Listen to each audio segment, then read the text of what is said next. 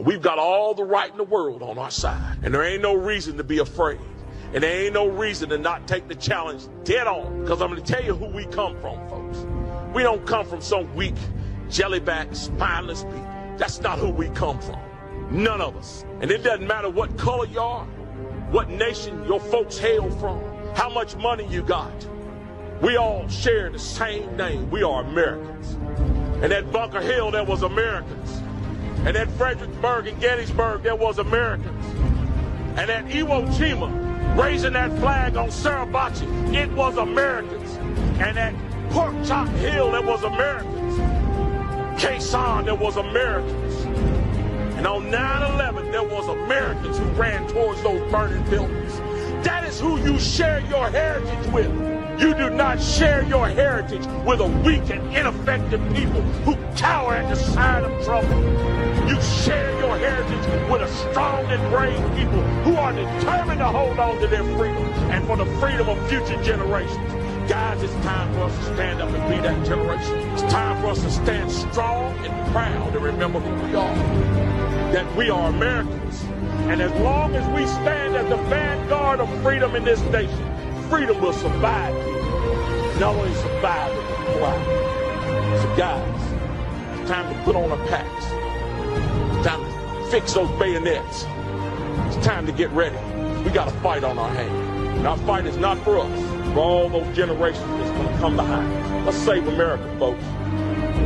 We hold these truths to be self-evident, that all men are created equal, that they are endowed by their Creator with certain unalienable rights, that among these are life, liberty, and the pursuit of happiness. Hey guys, welcome to the program.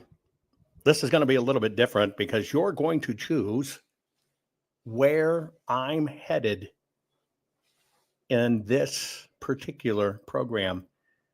It's an A or B choice. You're going to decide what I will cover. By the way, folks, lift a finger, share the program. Either way you choose, I'm prepared. It will be interesting for your family and friends to see this, but you'll have a choice. Start putting it in the chats so I can see it. I'll explain more in a little bit. Today's program is brought to you by the fine, wonderful folks at CB Distillery. I know you've been stressing. You've probably been losing sleep. I'd been going through that recently. And you know, when you have those nights that you can't sleep, you wake up, your whole day's ruined, the whole bit, right? It makes everything you do harder. You want to change that. That's where CBD from CB Distillery comes in. It's not just about sleep, though. They have many solutions. CB Distillery works with your body to help with stress, pain, focus, mood, exercise pains, even for your pets. It's all made with the highest quality clean ingredients, no fillers, just premium CBD. And now imagine waking up rested and enjoying your day without those nagging aches and pains. That's the real win of CB Distillery's solution.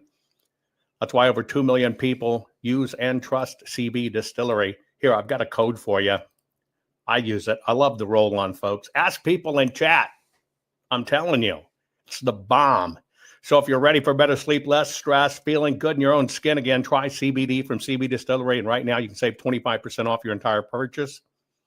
Visit CB Distillery. Use promo code Jovan. That's cbdistillery.com. Promo code Jovan. cbdistillery.com. Promo code Jovan. Folks, try it out. Scan it. Use the URL. Either way you get there, doesn't matter. Just get there. Also, you should be paying attention to your finances in an interesting way. Now is the time to protect your money with gold and silver. Been around forever, folks. And why do you think that? Because it's the only one that is, well, truly funds. I'm only asking you to go to jovanlovesgold.com, request your free gold and silver kit today. Figure out how to protect your money, especially if you have an IRA, 401k, etc.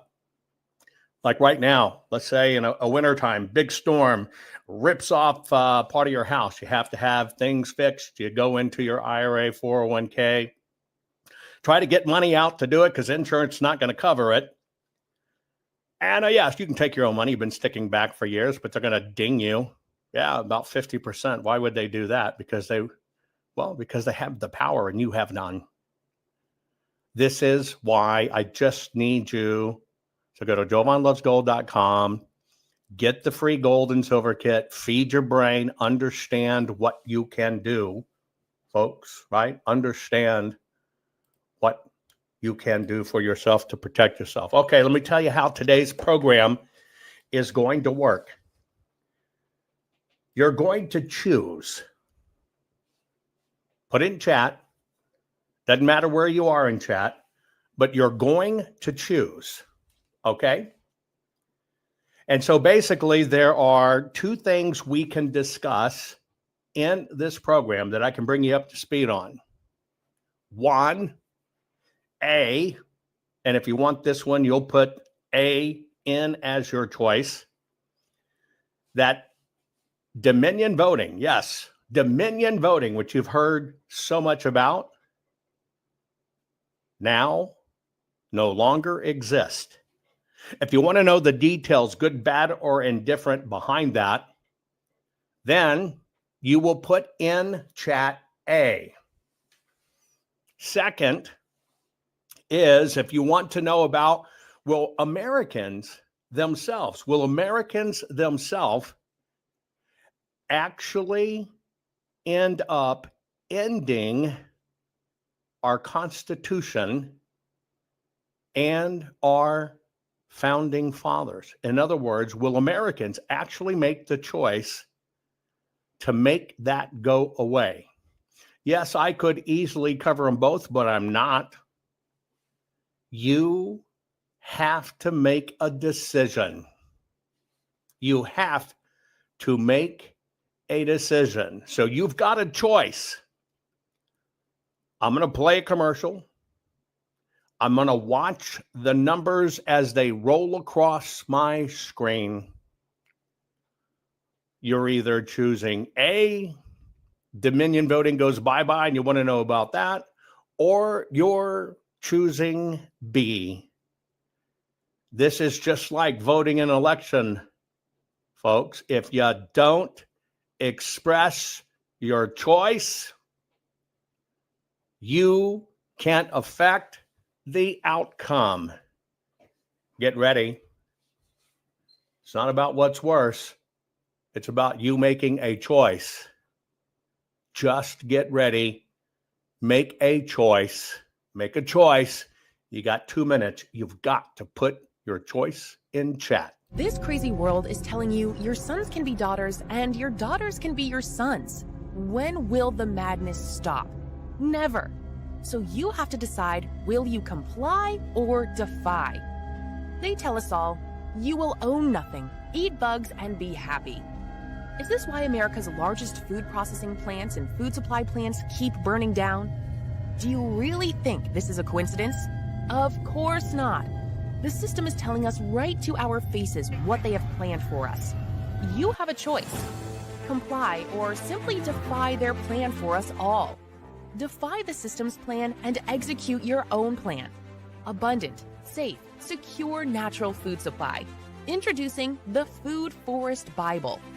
This bestseller by Jovan Hutton Pulitzer is the single most complete, executable, easy-to-follow plan for sustainable, self-managing food production for self-sufficiency and food security.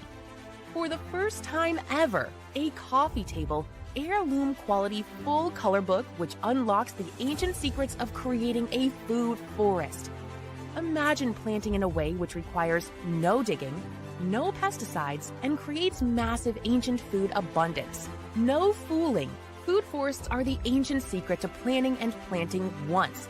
And have your own Garden of Eden, which will feed your families for decade after decade. Buck the system. Buck the New World Order and order your very own copy of Jovan Hutton Pulitzer's Food Forest Bible. Learn how to create a sustainable, self-managing, natural food production for self-sufficiency and food security for your family. Side yard, small yard, backyard, backlot, or even lots of acres, the Food Forest Bible works for everyone. Order on Amazon, hardcover, softcover, or ebook. Don't comply. Expertly defy the system. Okay, folks, people have voted across the various channels watching the program. In case you didn't know, my base feed is on Rumble. Okay, base feed is on Rumble, rumble.com/Jovan Hutton Pulitzer. After years and losing 259,000 subscribers, I've started back at zero, finally back on YouTube, thanks to the government agreement with Google. You can find me at youtube.com/Jovan Hutton Pulitzer. Of course, you can find me on other channels too, Twitch, Instagram, DLive, you name it, Getter. So I'm looking across the channels, okay? And, well, the winner was B. Now, B in this choice was, will Americans end our Constitution and Founding Fathers? What a bone-chilling thought that as Americans, we will do it to ourselves. So you voted. And you can go back. Yeah, you want to do an audit, go back and recount them in chats. You can count them up. See, because there's a trail. You can do it. Take the time to do it, right? But both of these, yes, both of these absolutely affect us as a nation. One's a lot more deeper than the other. And so we're going to discuss it. Now, in order to discuss it, I have to take you a little further back in time to get your mind prepped for how all of this works.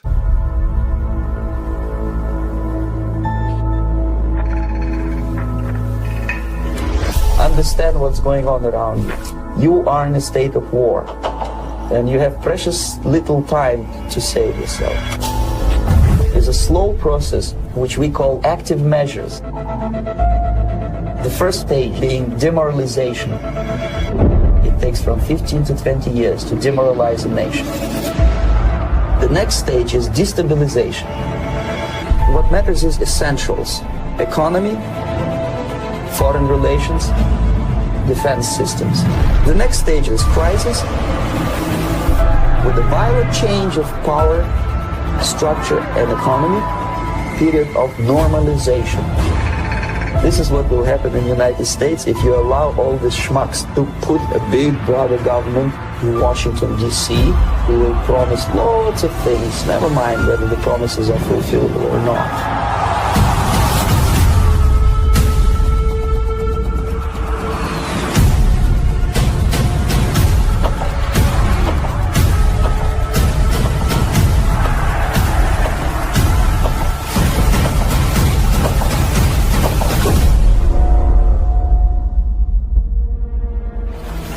The time bomb is ticking.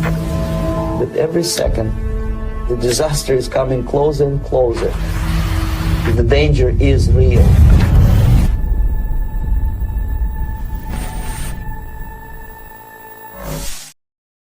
Okay, I'm going to anchor this in your brain. When you watch this, you either heard it and got it, saw it and got it, or you used a combination of them. Now, right now, I'm going to ask you, if you're watching the program and you're where you can, grab a pen and piece of paper, right? I'm going to help you lock in your laser focus. This is all tried and true. I'm going to help you lock in your laser focus, okay? I'm going to give you a chance to get your pen and paper, because I'm going to show you how this works. It's a trait I had to learn in my own life that wasn't taught in school. I wish it wasn't taught in school. But I actually learned how to lock things into my brain so that I could learn better. And I'm just telling you the truth. I always read as a kid. My family didn't buy books. So it was either books that were thrown away or found or whatever. But as I got into teens, later in junior high and high school, I kind of lost the ability to focus a lot. And I had to go back and retrain myself. Literally meaning I read every single sentence multiple times just to get it in my head.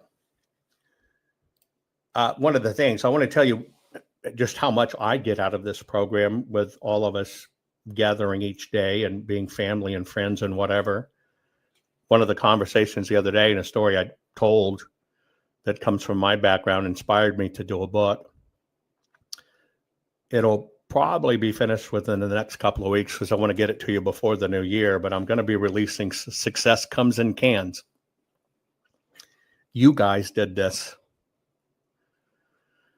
But one of my newest books that will come out, Success Comes in Cans, Truisms, Thrilling Story of a Welfare Baby Who Figured It Out. You guys made this happen, right? So that's kind of why I bring up the learning part of how I teach, how I had to teach myself to learn, because Lord knows parents and teachers didn't do it, right? And I could skate for a long time because I was an athlete, and I could skate for a long time because I kind of have an autodidact memory, but I still had to learn it. And so pretty soon here, right, you'll get the opportunity. It's not a big book. Most of my books end up being hundreds and hundreds and hundreds of pages, 400, 500, 600, 700. This won't be that. It's going to be a very simple one. And you can read it in the can with one very good, long, losing weight in the library in quiet. But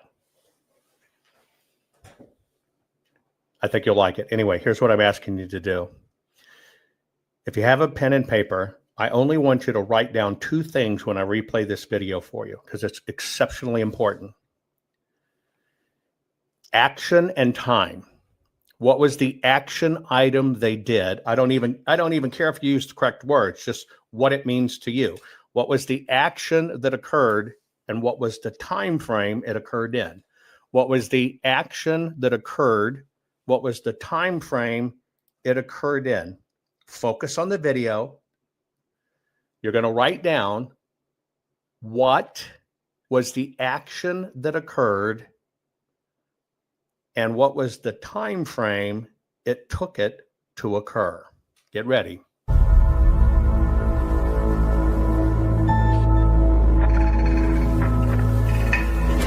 Understand what's going on around you. You are in a state of war, and you have precious little time to save yourself. It's a slow process, which we call active measures. The first stage being demoralization. It takes from 15 to 20 years to demoralize a nation.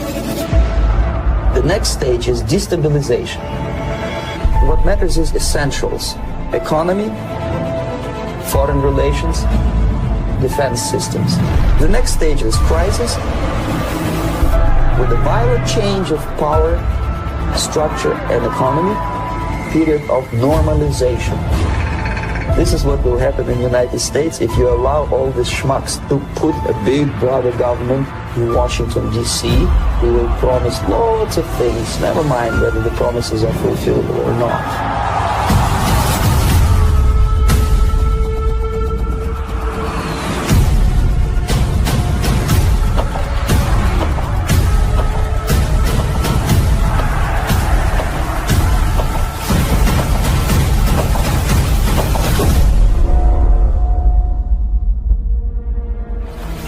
The time bomb is ticking. With every second, the disaster is coming closer and closer. The danger is real.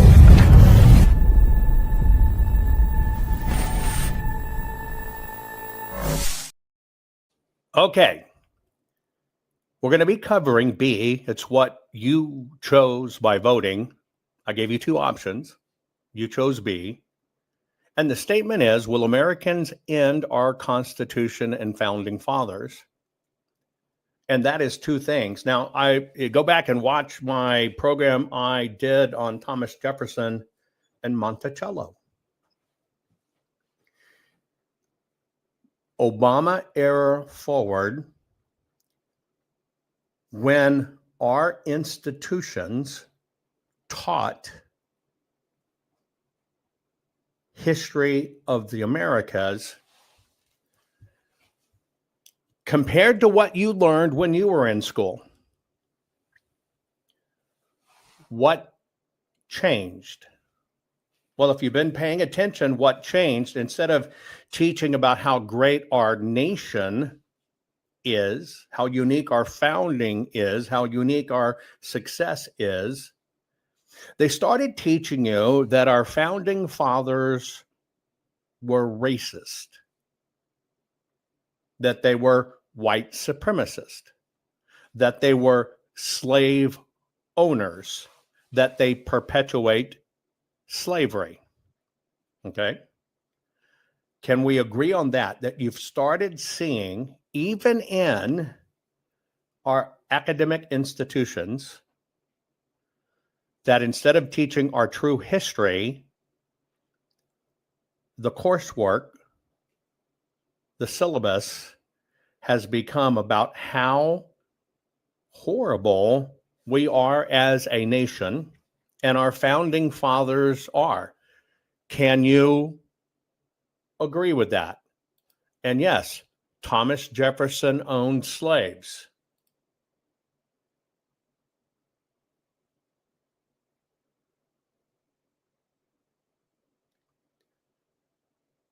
Chances are, right?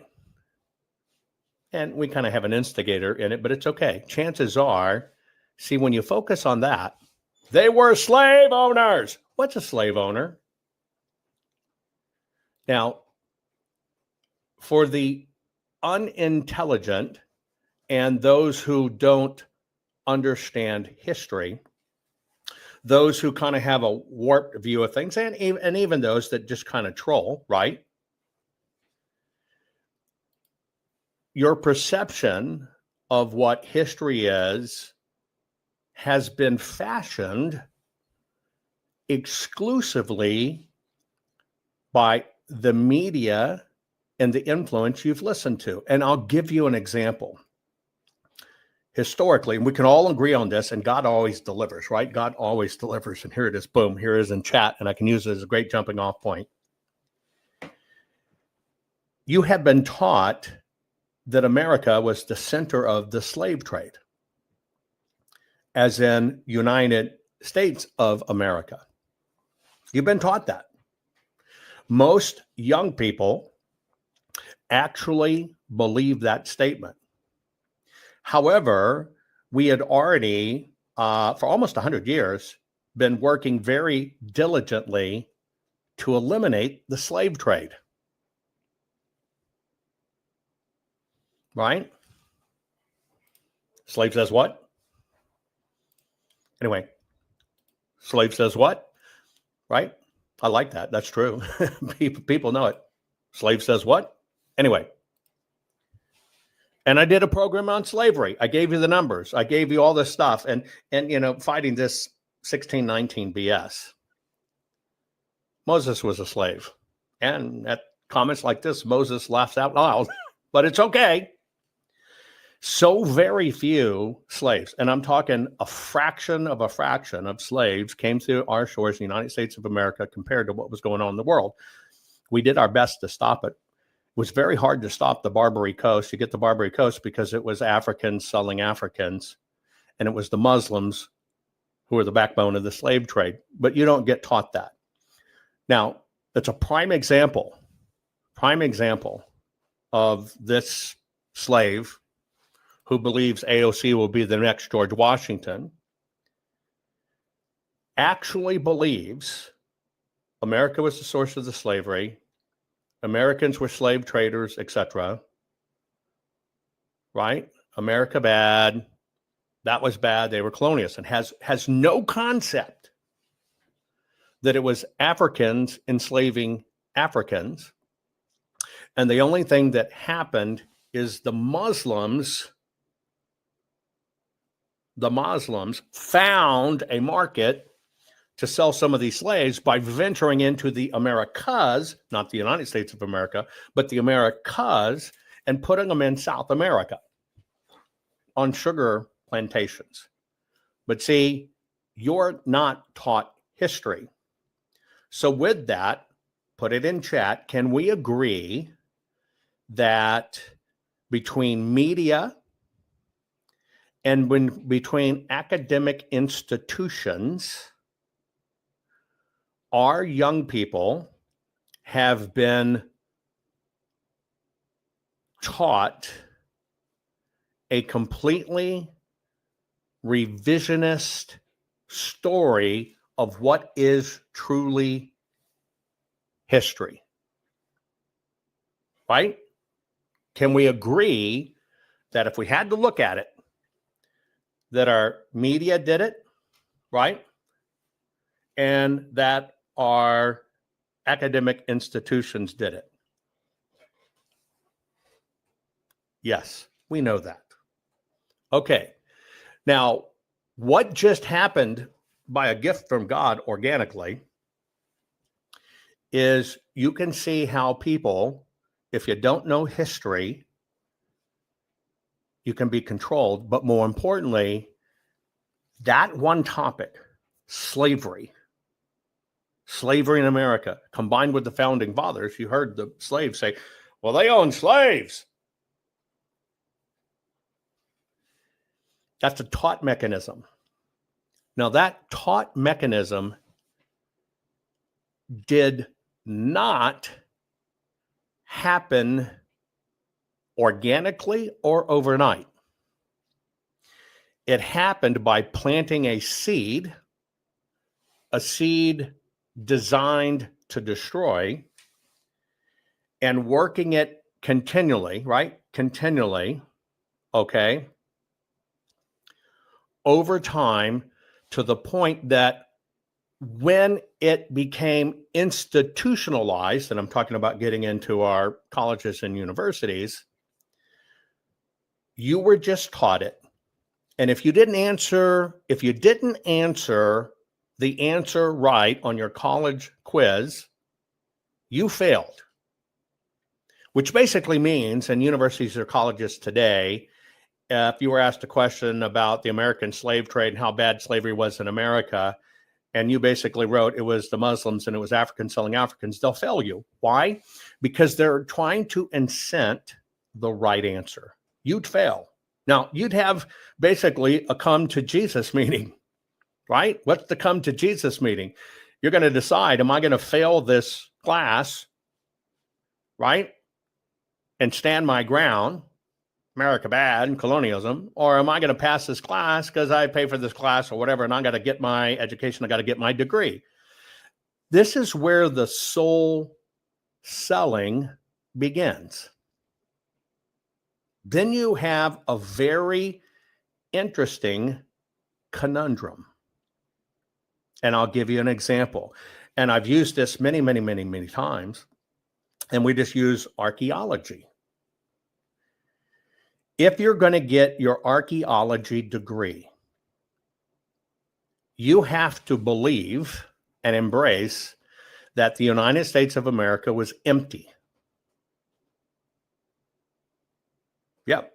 That nobody else came here in ancient times. Nobody else came here pre-Columbus. And you are forced to believe that, or you don't get your degree. Now, it gets even worse in archaeology. This is leading up. I'm going to teach you how this works, right? I'm going to teach you how this works because Americans are going to end up ending our own Constitution and erasing our founding fathers. Now, let me explain to you how this works. Let's say you were in somewhere in the wilds of the United States of America, and you're in a top Rocky Mountain crag. You find this old cave, you go in it, and lo and behold, there's dead people in it. True. Now pay attention. The subtleties are important. But let's say you're not an archaeologist. You're just a mere human. And when you go into that cave and you find these dead bodies, you notice something really interesting about these bodies. You can readily identify it because you've seen it in documents. They're Romans. Shields, sandals, spears, all this other stuff. Go, holy shit, these are Romans. Now, number one, if you're a mere individual and you want to make that to the public, what has to happen is you're gonna turn that over to the government, or else you're going to commit a crime. Now, let's say it's a monumental discovery. You're never going to get credit for it, because what the state's going to do is the state is going to insert an archaeologist. That's the deal. They're going to insert an archaeologist. Now, let me take the other part of it, because it still works the same way. You're an explorer, you find this, and you are an archaeologist. You are sitting there with your eyes, and you know what the hell you're looking at. Now, the way archaeology works is you got to study it, provided you can get funding for it. But let's say you get funding for it. You got to study it, you got to write it up, you got to do your analysis. And then you take that analysis, and in order to be validated, you must be published. In other words, you got to write a book on it, and it's got to get published. Now, in educational circles and academic circles, in order for it to go through that process, you write it all up and you do it and you send it out, and it's a process called peer review.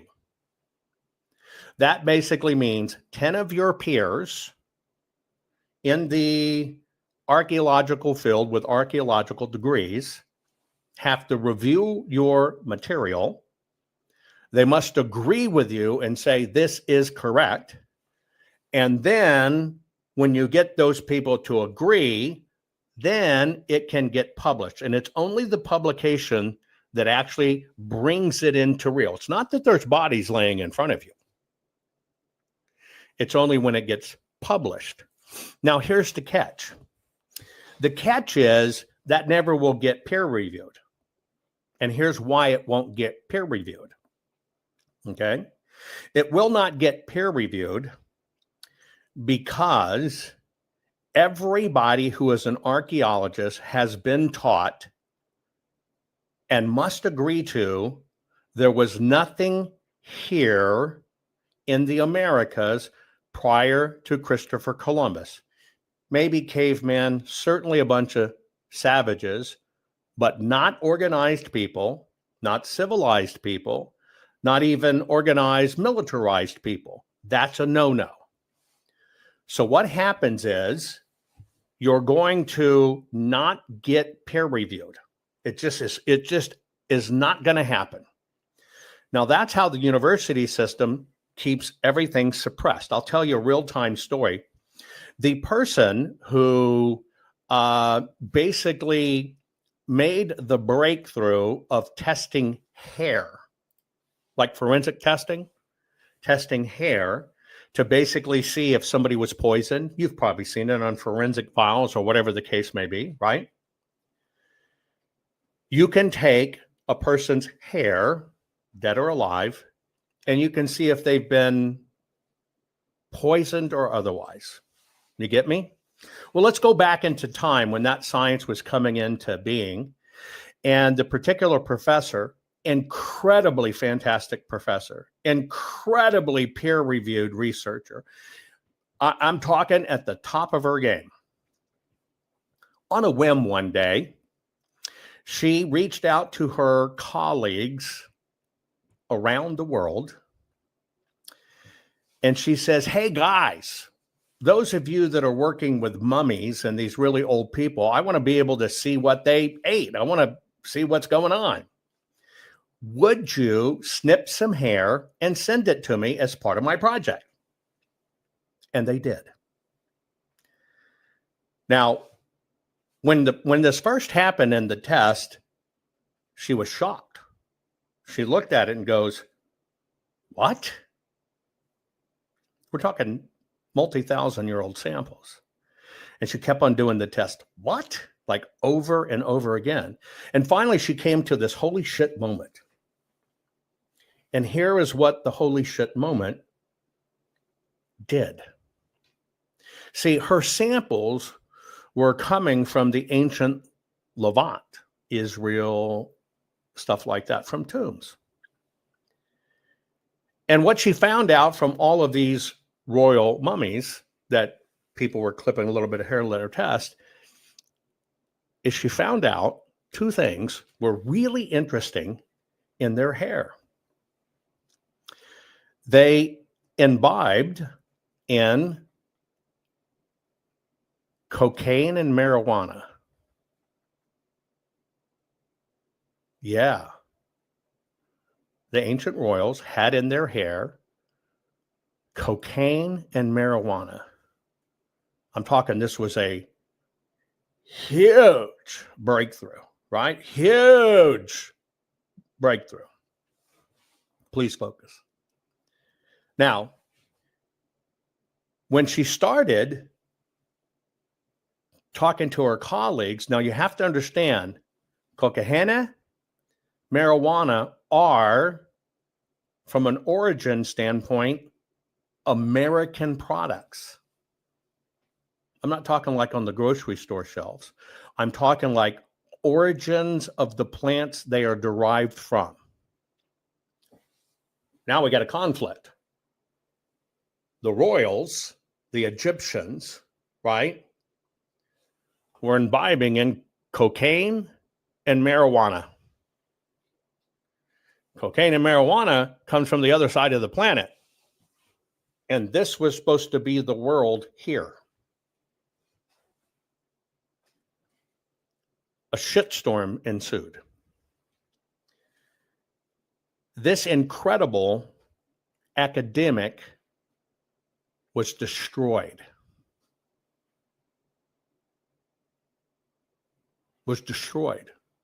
She was destroyed for showing the truth and telling the truth.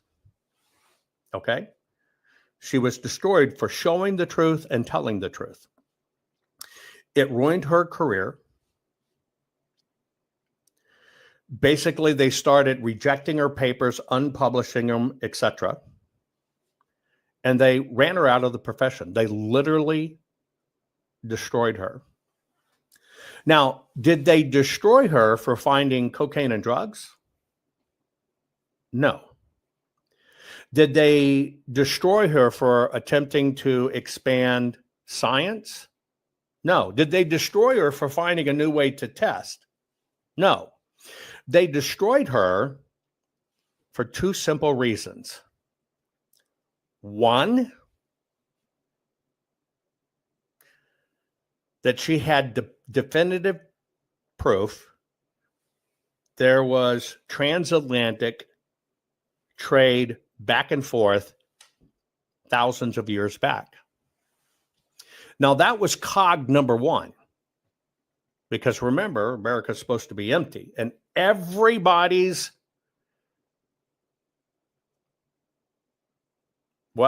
degree must agree that America and that stuff was empty. But there was something more sinister in it. Tell me real quick if you can get it. It's not just that there was transatlantic trade. There was something more sinister in what she basically proved. That academia was not allowed. Can you guess what it is? Can you put two and two together? What was it? You're right. It screws up the timeline. That wasn't it. Okay. You're right. It proved transatlantic trade. You're right. It went against the conventional story. You're right. It exposed previous lives, and it was truth, but there was something deeper at it that it actually proved. Yes, it destroyed the nature. Yes, it destroyed the nature. Okay. Now, I'm not giving you all the variabilities of how they tracked it to, I'm obviously very lightly paraphrasing without going into all the science on the different versions of marijuana and the different versions of cocaine. And I'm trying to just keep it really simple for everybody, right? And it's not that lands were connected. Here's what really happened.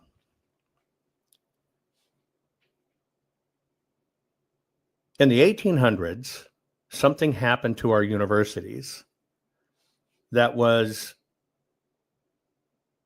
very serious.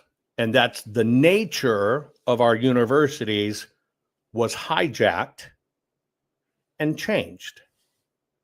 So I've gone from degree. First off, that means everybody that has an archaeological degree, if they acknowledged it, it would mean the very degree they got is all based on bullshit. So they're just not going to let that happen. Okay? But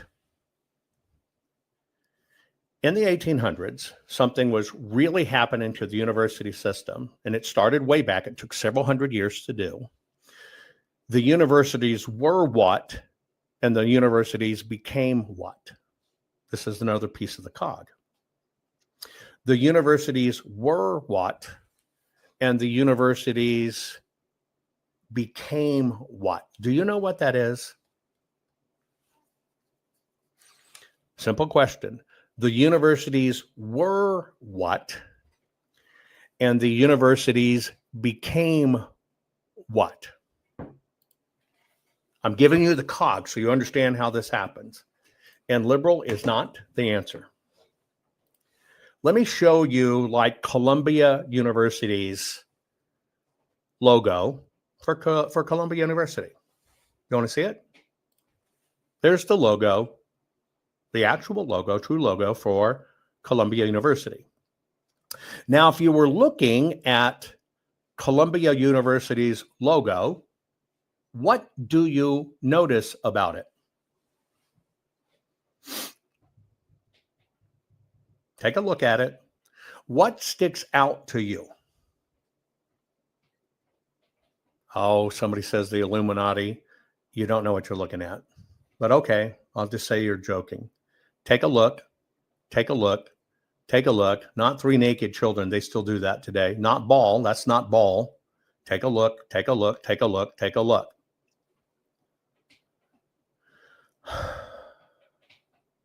It's not Moloch with children. Please be serious.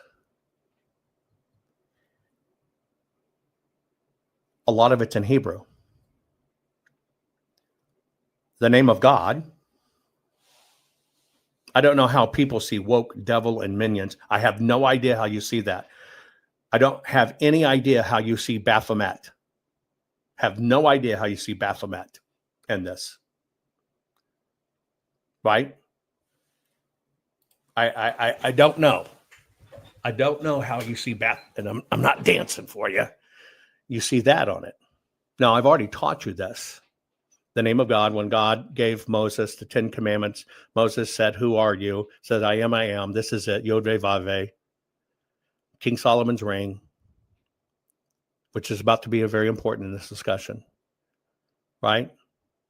10 Commandments on the Ark of the Covenant, etc. It's not just the language. And in Judaism, you understand if you write the name of God on anything, you cannot throw it away. You cannot disregard it. Now I'm going to go back.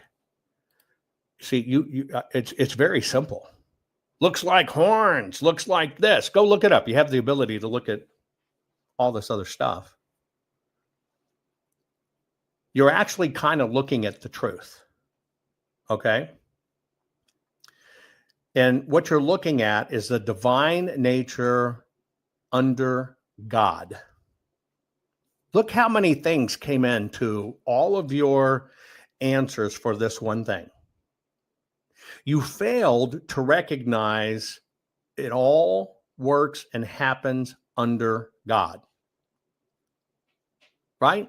You just totally missed it. And look how many people said, naked kids, Baphomet, Satan, Illuminati. It's just amazing. But see, that's the programming you've got over time. Now let's go back.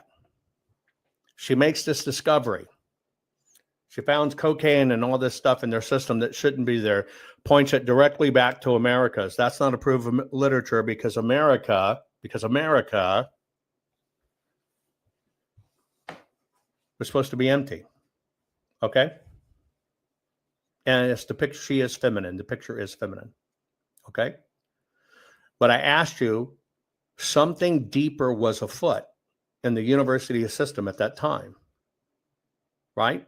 Something deeper was afoot. And by the way, you can put two fingers, and yes, Baruch Hashem. By the way, Baruch Hashem, right? You can spread it up and look. I'm going to put it on my screen. Because, see, you're looking at the answer. You're looking at the answer. See, the reason they couldn't let these reports go through is that little bitty symbol up top. Yod-Veh, Vav-Veh, Yahweh, Elohim, whatever you get it. You couldn't one under God.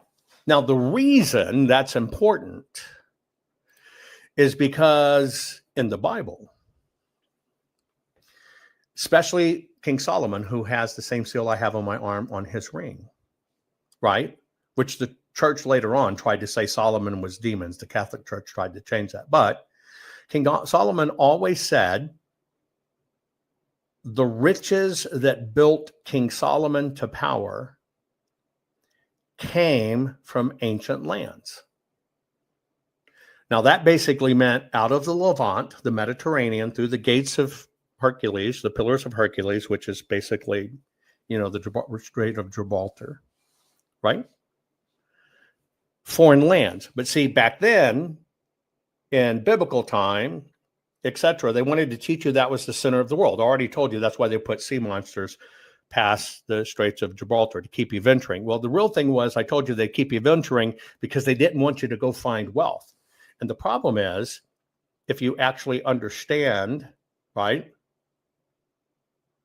and you see Yod-Veh, Vav-Veh on there, right, you actually see the connection to God. But what she actually happened to stumble across is that the accounts of Solomon were true. Now, why would academia go all into an uproar about the accounts of Solomon were true? Do you know? See, the problem was it codified the Bible. Now, this is where you got to go back into time. Universities, okay? Almost every university, teachers and scholars, University Magisterium et Scholarum, were all under papal charters or Christian authority. Universities were Bible schools. Yeah.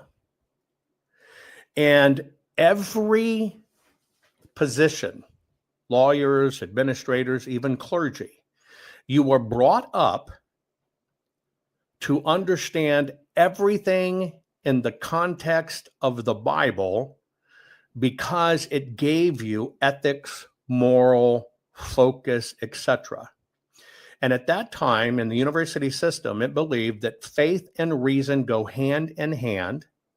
And when you have faith and reason in teaching, right, that is also a way to do two things: glorify God and serve humanity. Just so you know, in the year 1088, to focus on law under God, the University of Bologna in Italy was founded. In 1150, the Church of Notre Dame founded the University of Paris. In the year 1096, the University of Oxford in England, grew out of monastic schools teaching the Word of God. University of Cambridge, where my own daughter attended in 1209, was actually founded by scholars that felt Oxford was getting a little too far away from God and they needed to get it back. We can go all around it, right? The University of Salamanca, Spain. All universities all universities focused on the law of God, showed how everything worked together,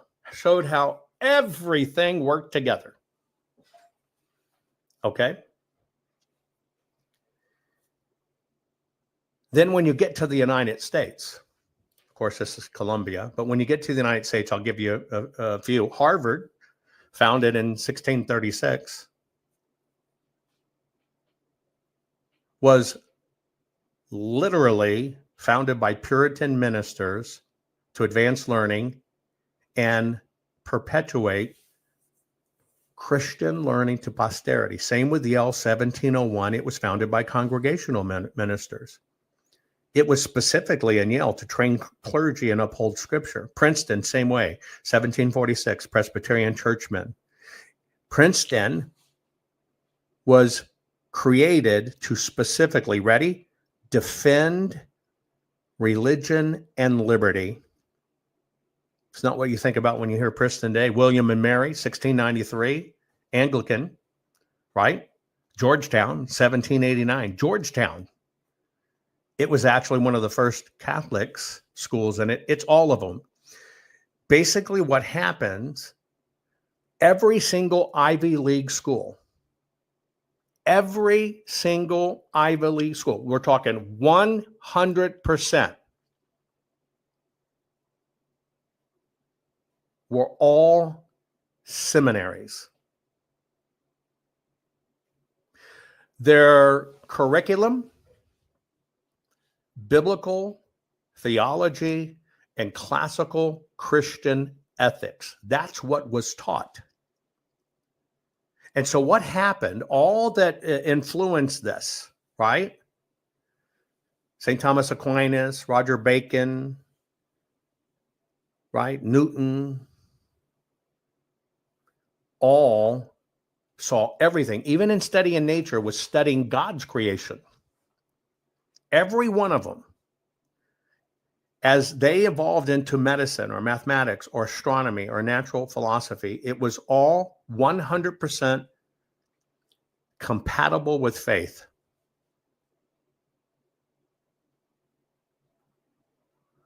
All that happened was an event accelerated where the system got taken over and people rebelled against God and rebelled against the Bible.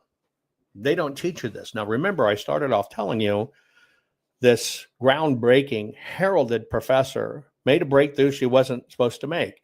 And it was at the time that controversy was appearing because these schools were being taken over. In other words, back then, in the name of enlightenment, back then, they decided, oh, wait a minute. We can't have kids growing up believing in God and the Bible and thinking it's really real. That's not a real good thinker. So you think it's modern. It's not. We got to stop this. And so what happened is people started working their way into the system who were not believers of God, who refused that, who basically thought there were no Christian laws or God laws or whatever the case may be. So in an act of rebellion, two things happened at the same time. They had to find a way to remove God from everything the university was founded on. God created man, heavens, earth, skies, and whatever. What was that event? What was the event they used to do it? You know this, right? Right? What was the event?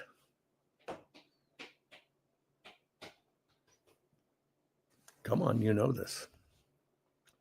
Something got introduced, somebody validated it, it got traction, and it took off like wildfire. And it was used to disprove God. Bingo. Darwin and evolution. Now what happens, Darwin and evolution takes off, the origin of species. Although there's no proof for it other than some Galapagos finches adaptations of beak, truly no proof. And so they had to scramble for proof. And that's why Lucy, the ape we come from, was one little tooth. And that, most people don't know that. You think you found, like I said, bodies in a cave and you found a whole body. No, it's one tooth. But yet they draw this ape person that we're supposed to come from. And so the theory of evolution took off. Now, why do I even go to this great extent? And I hope you stay with me, because I'm about to connect this for you so you'll understand why Americans will ultimately ended up our Constitution and Founding Fathers. But if you don't understand the backstory, you don't understand it can be done, and it is being done. See, that's what you got to understand. If you've got a short attention span and you don't take time to understand where and how it all begins, you can never fix it. So what the system has done is taught everybody to be short attention span. So in these first 50 minutes, what I've actually shown you is how not only do systems get hijacked, but beliefs get substituted. And they get substituted at the point that you think this is just normal. It's not normal. It's not normal. So I just showed you how our entire academic institutions in the world, all of them, I told you how the key institutions were founded and what it was. And I told you what actually happened is they got taken over to become godless. Now, the way they did it is they basically tried to tell you science doesn't prove God, you can't prove it, you can't this, whatever. They used the same bullshit. They adopted a standard, kind of like fact-checking we just went through with the elections. They established a fact-checking thing, and they rewrote everybody's minds. Where do you think fact-checking came from, folks? You think that was a brand new thing to keep us off the 2020 election? This is a playbook. This is a playbook that is getting executed. Now, in this part, I basically explained to you how systems get captured over time, how it's a plan. This is a familiar pattern. We've been here before, and it is all to drive everything to the dark side. Everything. It is not to bring you close to God and our Creator. It is to basically push you away from God and the Creator and say, there's no rules, there are no laws. Look at the cities, not arresting people for doing crimes. It's all a rig. Now I'm going to replay that one video for you with this part, and then I'm going to go to the second part of this, because we're talking about, will Americans end our Constitution and Founding Fathers? I want you to listen to what this person is saying now and see if, now that you know that particular story, does this even ring more true?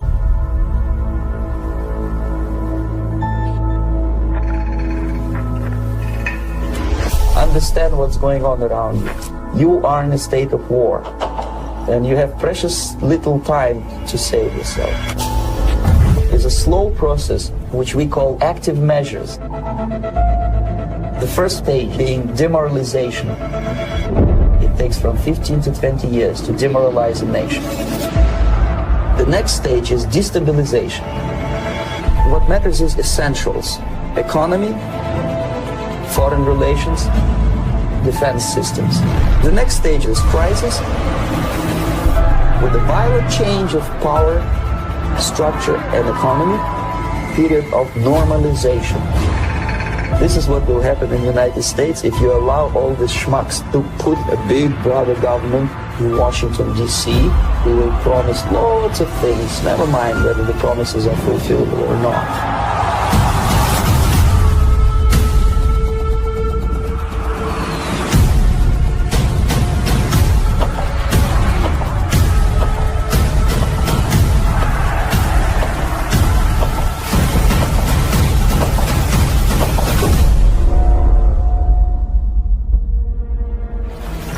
The time bomb is ticking.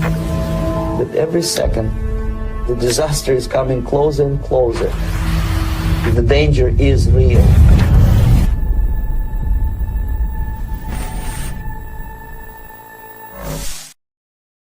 Now, you probably realized this is what we're living today.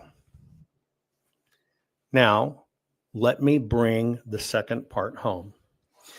In the replaying of that video, now that you know this part of history that you probably didn't know, you understand it's steps and levels, steps and levels, steps and levels, steps and levels. And that darkness, which is not the authority, God's the authority. Darkness has never been the authority. Darkness has always been the destroyer. And so the plan, the fight of light against darkness, evil against demon, has been going on forever, folks, since the beginning of time. But if you go back to understand the fallen and this war, the fallen did a rebellion very quick, and God suppressed it and threw them from the heavens. We live in Satan's realm. You know this. This is not a religious thing. It's just true. But they learned. And they learned if they're going to make it stick and going to have their way, they must be much more prudent. And it must be little by little by little by little. And you've got to do it without people knowing it's happening. Well, this is where we are today. Now, I've just shown you how academia, which I've always told you is the unholy trinity, media, academia, and government. That is the unholy trinity, okay? And they work in unison, and they have to work in unison is because academia has to teach you what's wrong and cleave you away from what's good. Media has to cleave you away from knowing and push you wrong knowledge. And government, as too, had to cleave away from God when it was all organized under God and feed you a bad message. It's how it works. Now, if we accelerate over these 1,000 plus years, I've been sharing this with you, meaning from the date line we were talking about, you see that this war still goes on, but evil has claimed very large domain. Okay?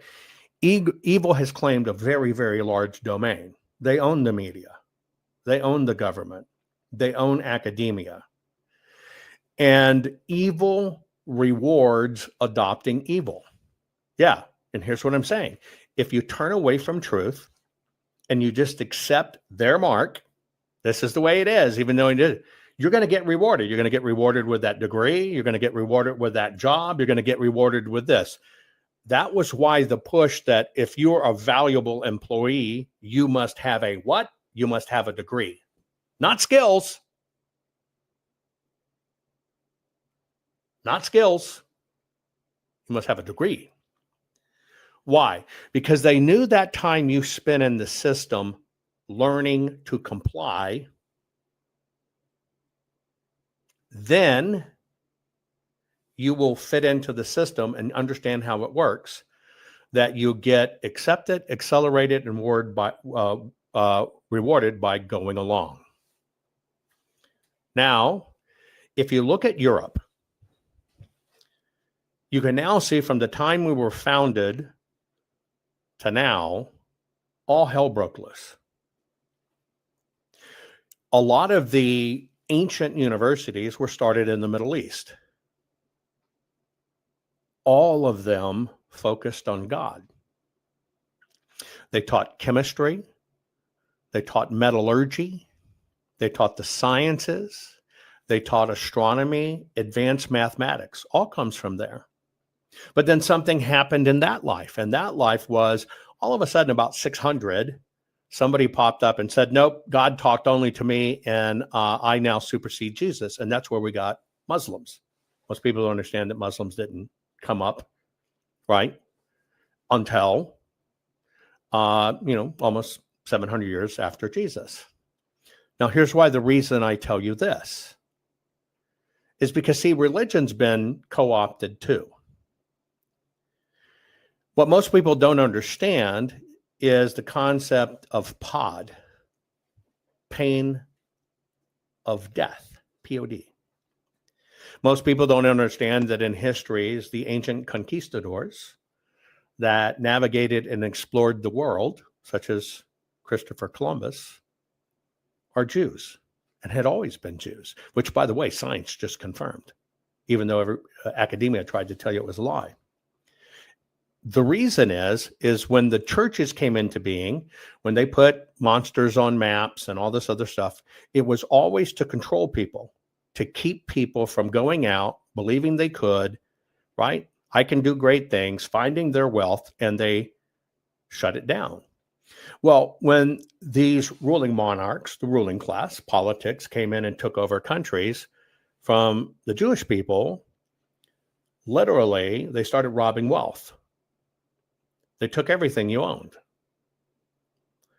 Now, you could get it back if you were willing to risk your life to the extent where you probably weren't coming back. True story. Okay? So that's why you have most of the ancient explorers were Jews, because they were trying for the ruling class to find things that would enrich the ruling class, but would allow them to recapture their wealth and be left alone, because they weren't left alone. And so you had several things happen throughout all of the years of Christendom acceptance. It's called the Great Conversio. That's why we're in the Great Awakening. See, many times in history heretofore is if you didn't accept what it was, you must accept it on the pain of death. If you didn't accept what they told you to accept, you were killed. That went for Jews, and that went for certain types of Christians as well. Tens of millions of people were murdered for their belief systems.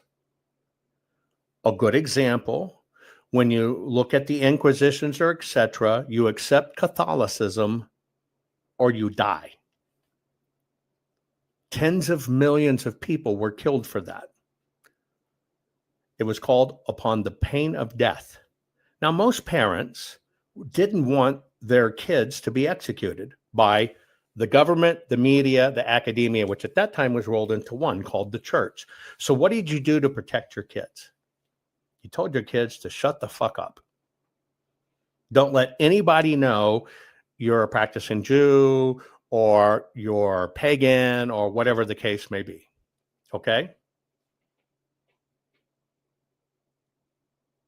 Because, my precious kids, I don't want you dead. I don't want you dead. I don't want you to die.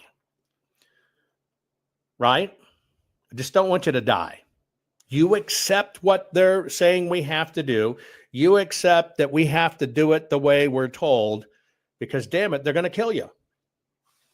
Now, if you understand your history, you understand where kind of the great amalgam happened, and that's when Lucifer became Satan. We didn't have Satan. We had Lucifer, the most beautiful of all, the most influential of all, the most musical of all, the most heralded of all, the most motivational of all. That was Lucifer. But see, and we'll just use the Celtic people, or we'll use, pagan society, right? A lot of Europe, vast amount of Europe. Well, Europeans didn't understand this. What do you mean? What do you mean? Well, we're all connected to God. We have God. I can see God every day. I see the sun come up. I see the moon come out. I see the stars.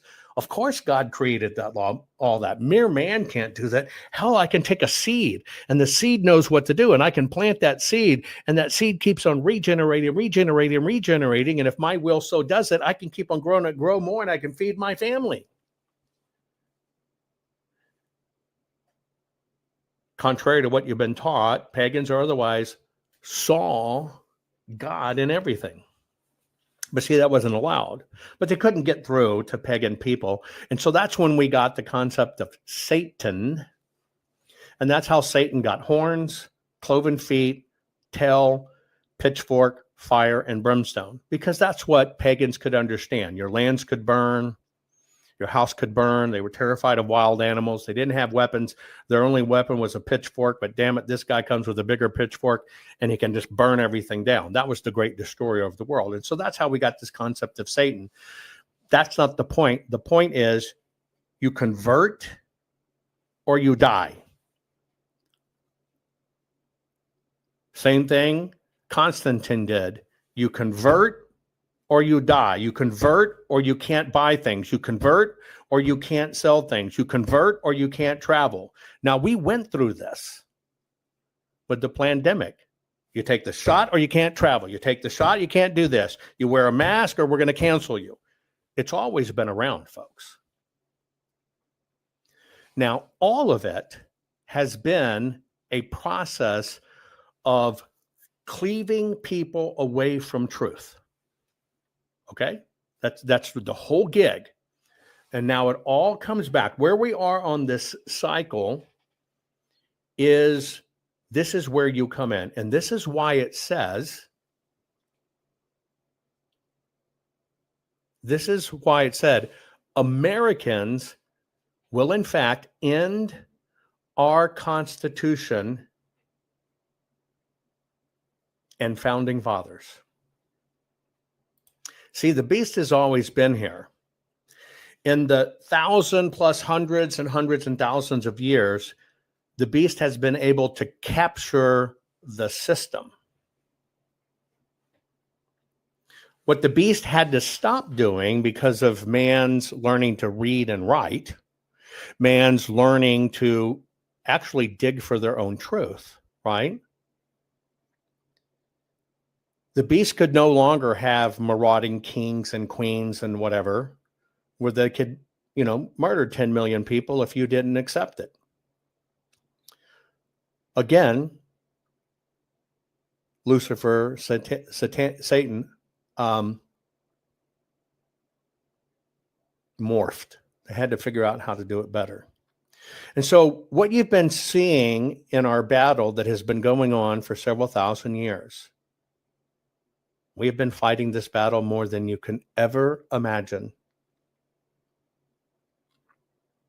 I don't think humankind understands how long we've been fighting this battle. Humankind has kind of lost their way to see divine right in front of them. Humankind lost the power to recognize angels and demons. Humans unfortunately lost the power to dialogue with angels because everything's been so corrupted, burnt, obliterated, etc. So now you have to kind of accept where we are.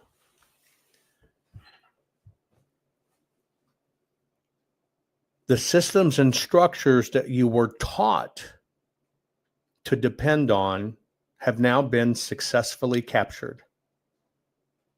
Let me repeat that. The systems and structures that you have been taught, trained, and indoctrinated to follow and look at as an authority and agree their authority have now been totally captured. Now, just like I said, evil always morphs, right? They had to morph from the great fall, the great coup, and evil had to learn to do it a different way because now they're in the realm of men, and the realm of men became governed by those that were fallen. And that was at a time when God personally found among men that he could trust, men that could lead, men that he could enlighten, to now, okay, well, you're going to have to work with men and bring men to the truth. I'm off Catholicism, whatever. Just stay here. Just stay on the topic, or you're going to miss it, because you're going to go off into little debates that are going to take you from the very point of where we are now. And so God used to commune among men. God would know and inspire men's hearts. Moses, Ezekiel, you name it. And cause people who had the ability to do it to rise up to become great leaders, because that's how it was done in that time. But as the systems grew corrupted, it became harder for God to communicate with man. And the systems took over. Now, the systems have been doing the dirty work of evil in a process of cleaving, even to the point now that people truly believe a little boy can be, no questions, a little boy can become a girl, a little girl can become a boy. Let's stay on topic, or you're going to miss the whole thing. Let's stay on topic, or you're going to miss the whole thing. Let's stay on topic, or you're going to miss the whole thing. I want you to think about that. Distraction is a tool of evil. Distraction is a tool of evil. What we're fighting for is the saving of our country. I cannot stress this. I cannot stress this. And yes, I'm on YouTube. Let me give you my YouTube channel. Here you go. But yes, I'm on YouTube. But I truly, friends and family here, I need you to focus. I need you to understand what's going on. My job is to help you find the truth and implement it. And you got 1,000 things at any 1 minute calling you. I can't make you sit there. I can't make you listen. I can only execute my job. You have to decide. You have to decide. Okay. So when you understand that men and institutions started going, God stopped choosing individual people. And for a long time, it didn't matter how many times I can ask people to focus in chat, they could still go their own direction. For a long time, God left us to our own free will.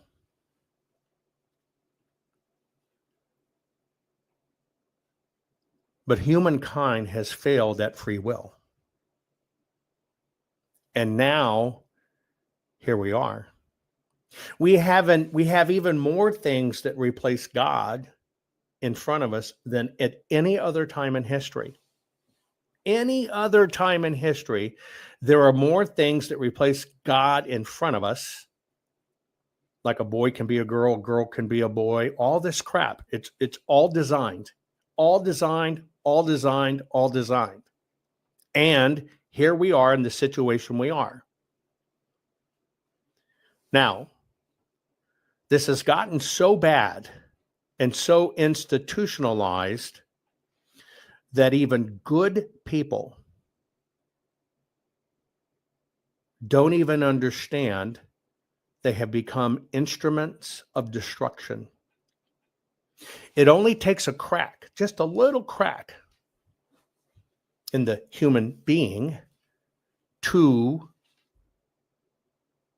take somebody for good and use them for evil. It only takes a very minor crack in the armor. So we're at the point that all institutional systems, including the church,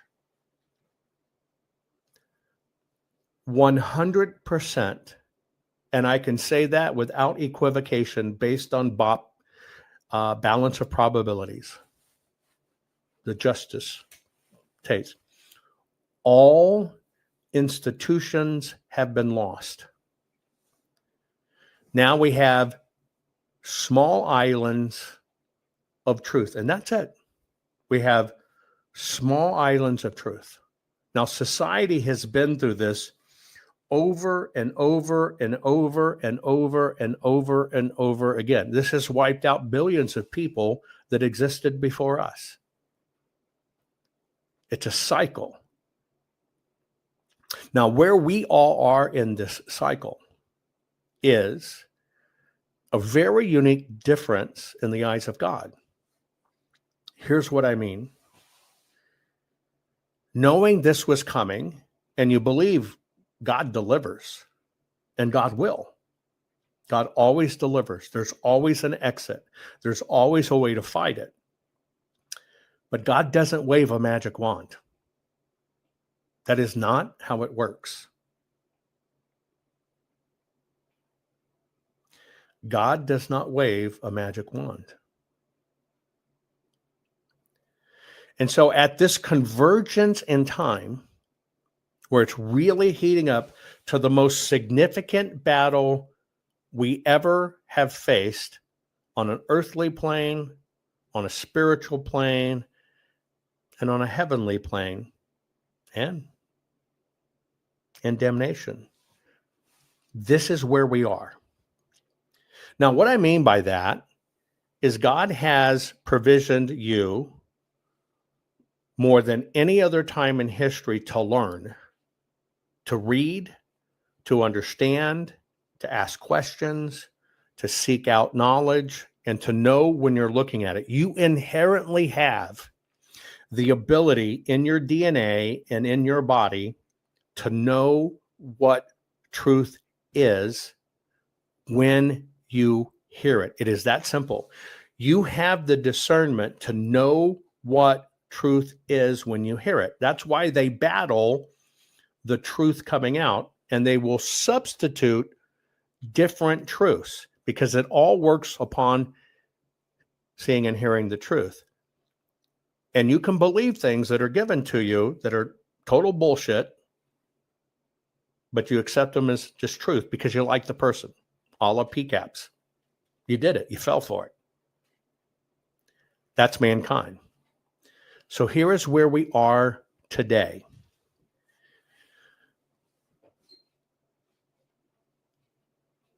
And you got to hear me out, right? You've got to hear me out. There is more inherently in you in the way of coding. Most people understand me as a technologist. But the technology, the code, the instruction set that was given to you by God is there.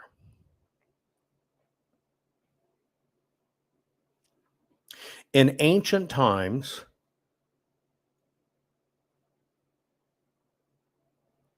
when mankind was closer to God, we lived better, we lived longer, we lived disease-free, etc. The only thing that's happened to that ancient code that is in your body right now is over time it got clogged, burnt, suppressed, poisoned, and partitioned. You understand it now with pharmacology and why that's such an important part of what's going on right now, using pharmacology on people. But I want you to understand one thing. That instruction set in you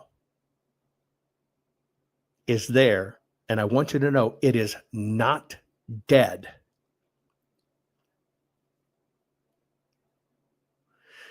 You've just been convinced it's dead. You've been convinced that's the rule set. You've been convinced that's the way it works. And see, that's how the deception must crawl, in levels and in phases. Because what happens is when your mind is convinced of it, It basically warehouses that part of the ancient code in you that God personally gave you. Your body sticks it in a warehouse.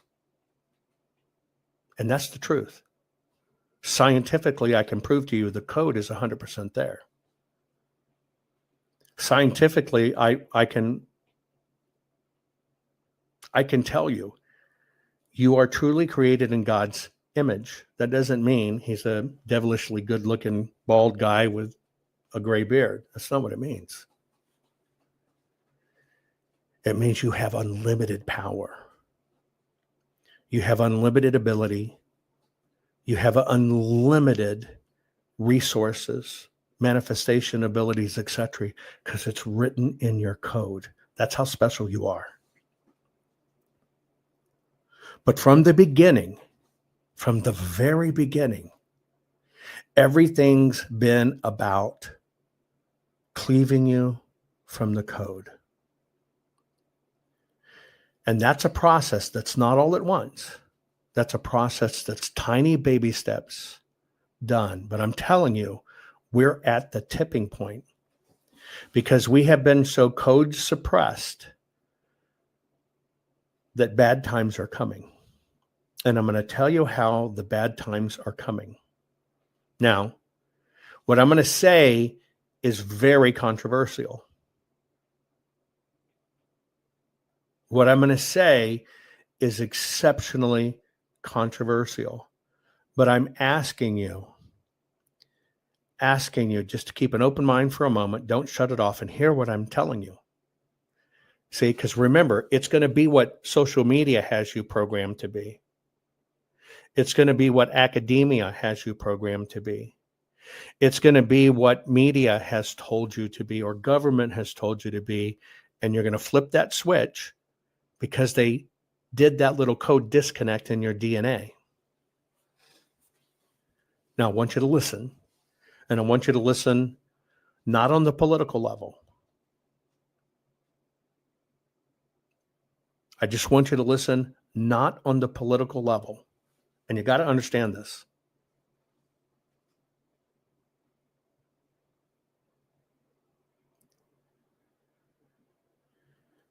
Our ability to win this war is written in our DNA. Our ability to right every wrong that is going on is written in our DNA.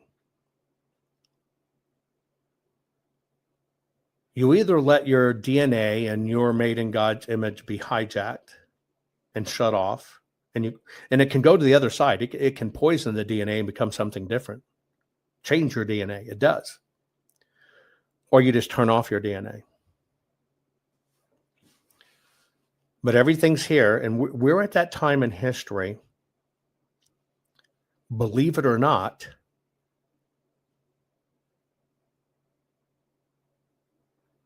for the first time in history,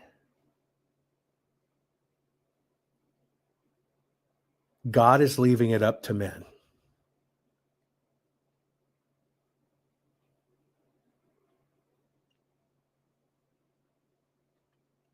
Now, that's a monumental statement, but I want you to understand what I mean. God doesn't work by waving a magic wand. That's not how he works. God has done everything by revealing the truth. That's it. But we're at the point in time, because of our free will, mankind has to choose what it's going to be. Now, right now, in the world, in this whole blue ball we live in, that everything has happened on, okay? There are two saving graces in the realm of mankind that can actually turn the tide. Now, what I'm going to say is controversial, but I just want you to hear me out. And those two forces are, whether you like it or not, Israel and the United States of America. Please hear me out. You can look at nations, China, right? People captured on islands like Cuba that have substituted other gods. Communism is a substitute for God, right? That are left. And those are the last two good guys standing. Now, in this war of attrition, baby steps, cleaving, if there's only two left that are going to fight, because Europe has fallen, folks, you know it, I know it. You see it every day. You can't pray out on the streets. You go to jail. Gang rape girls in the name of Allah, you're given a free ride and the girls go to jail. There are only two left. Now, if you understand this from a cleaving process, okay, it's all about attrition.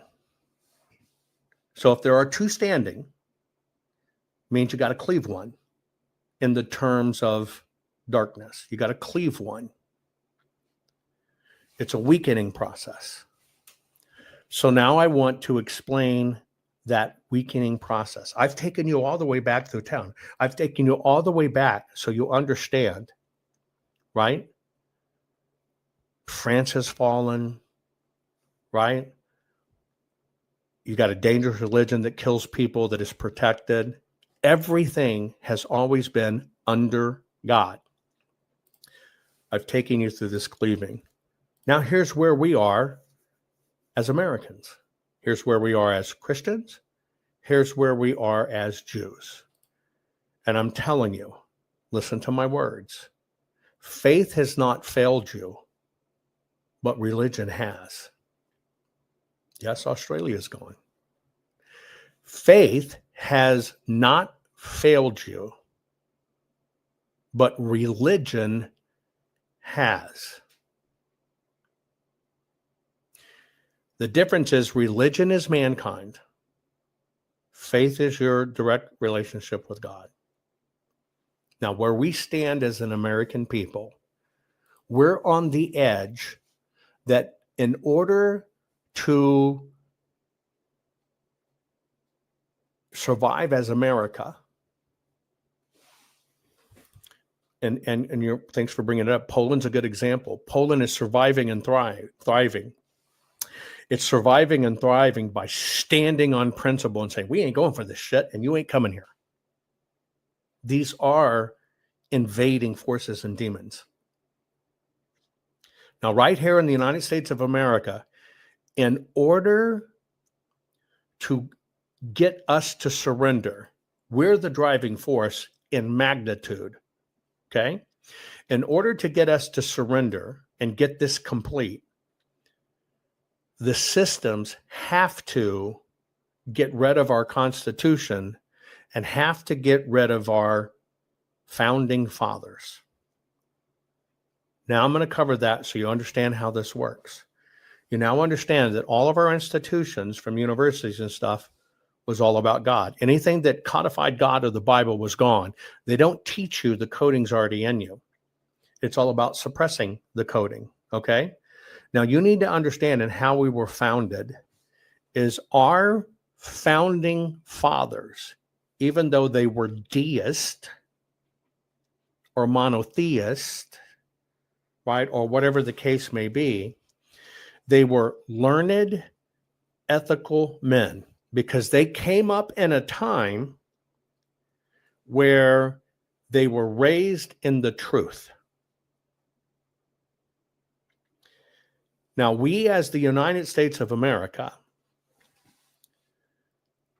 were tempered by fire.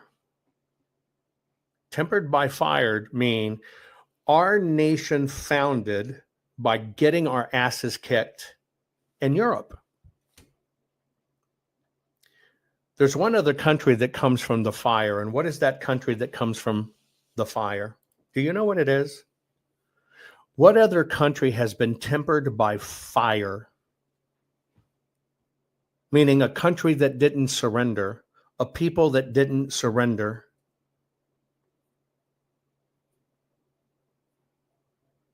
Stay on topic. See, our country, founded on God and divine, where our founding fathers called us the New Jerusalem. We are a people in America founded on fire, fleeing the fuck up, saying we reject this. Do you understand? We reject this stuff that's going on. We reject this media that is vilifying us. We reject these institutions that are becoming ungodless. We reject these ungodly ways. We reject this rule and suppression. We reject you starving us out. We reject you beating us down. We reject you imprisoning us. We reject you burning us. We reject you assassinating us. We reject you torturing us. That is the United States of America. We said, I would rather die than agree to your bullshit. Now, there's a whole nother people in this, and that's Israel. Now you need to understand this point. You have to understand this point, and then I'm going to close it so you see how close we are. Israel has always took shit because, see, we think of Israel as a nation, or we think of Israel as a state. Israel is a people. Israel is a people. And in that Bible that institutions have cleaved us from, in that Bible that institutions have cleaved us from, they can't escape the fact that God said the people of the line are the chosen ones. You know what's interesting? If you don't have sound, hit refresh. My sound's there, right, guys? Give me a confirmation in chat. Okay. So, from the beginning of time, and you got to understand, not only are we all begetted from God, we're all the sons of Abraham. It's just a fact. It's not supposition. We're created by God. We're instructed by God. We're outfitted by God. We're driven by God. We're chosen by God. We're all sons of Abraham. Period. Now, you can even go back and look at biblical stories. Biblical stories show you how cleaving occurs, and cleaving can hijack people and turn them for evil. It can happen. Evil is an infection. Now, if you understand what happened to Jews, which is really just a short way of saying what is Israel. Israel is a people. Everybody wants you to think it's a state. Everybody wants you to think it's this, blah, blah, blah, blah, blah, blah, blah. You go back to the church. What became the church vilified what we all really were. We're all angelic. We're all sons of God. That's what Jesus was crucified for, saying, you see these buildings, you see these booklets, you see this crap, you see these robes, you see these people, it is not needed.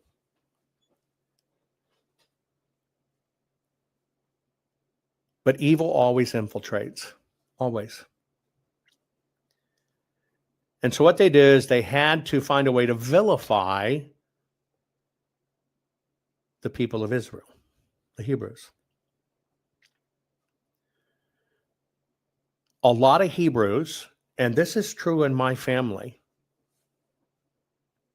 Remember, I'm first generation German American, turned away from God to hide so we would survive. In my own family. In my own family, there are so many hidden Jews that had to hide it because it's the only way you could survive, maintain your wealth, maintain your holdings.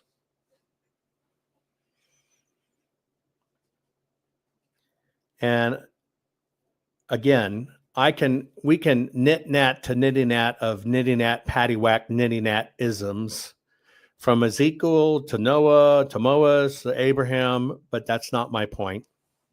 But we can nitpick it to death. We can. I just want you to know. Now, if you look back through history, how could they know someone was Jewish in order to persecute them?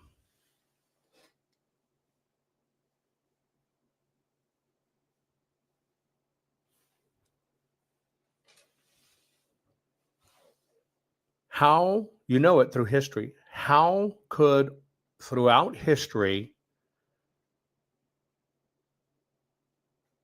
rulers, country, men, whatever, how could they know people were Jewish and it's not their name? How could they know?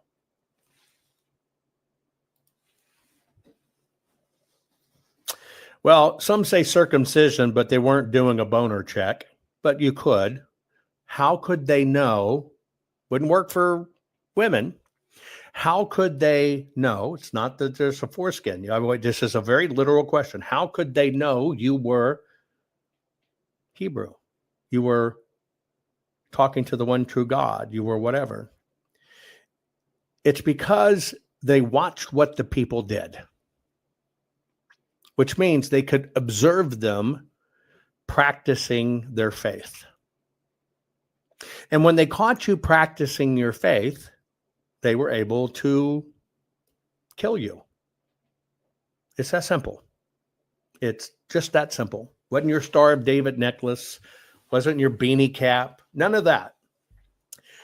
You could be identified by living your beliefs.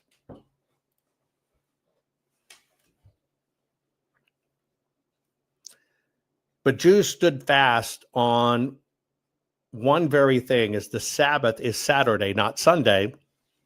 While the whole world got moved upon pain of death, nope, you're going to celebrate it on Sunday, so we know you're practicing the approved way. And that was a big cleave that occurred a long time ago. Go back in my other teachings. And so the only reason I draw this to you is the only two countries that are in parallel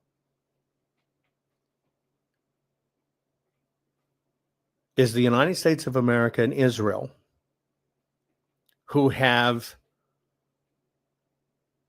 been created and tempered by fire, have been tested time after time, right? Have been pushed, prodded, killed, everything else. So here we are. Now, why do I say this? Why do I say where we literally are is we are in lockstep with Israel? Well, let me show you a few things. Dinesh posted this the other day. Trump is the definition of MAGA. He created it. He sees American interest as congruent with a close alliance with Israel. Reagan saw it the same way. And we aren't going to change course because some scruffy, low IQ barnacles think they can take MAGA away from Trump himself. Now, why did this come about? Well, Denise was replying to Owen Schroyer. Big following. And Owen said, that is why you're losing. You're labeling us things we aren't. Where is Israel in MAGA?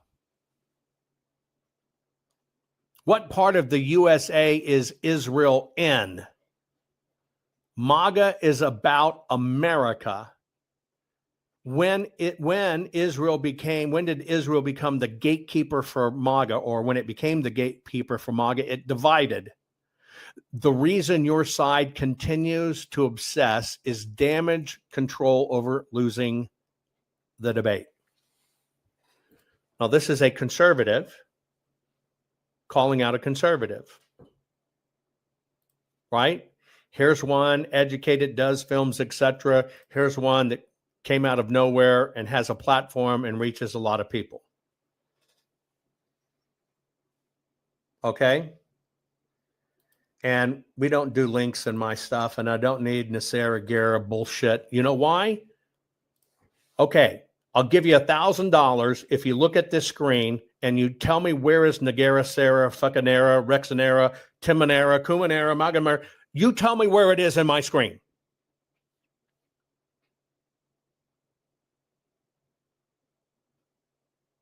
It's not there.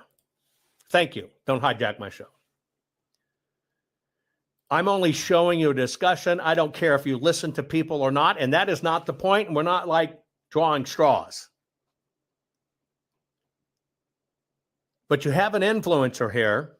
You have an influencer here that is basically saying we're losing because you're labeling us things we not. Where is Israel and MAGA? What part of the USA is Israel in? MAGA is about America. When did Israel become the gatekeeper? That's when it happened, right? The reason your side to continues is damage control over losing debate. Bullshit. Now I'm going to tell you why. And I'm going to tell you why this is evil and dangerous. This is evil and dangerous. This is evil and dangerous. This is evil and dangerous. If you were to follow that chat, which I replied to, you'll see people saying things like, everybody under 30 hates Israel's. All boomers will be gone, and so will their support. Quite easy to see. There are people saying in the same debate, you can go read it, not a single person within 10 years will support Israel. Israel's over.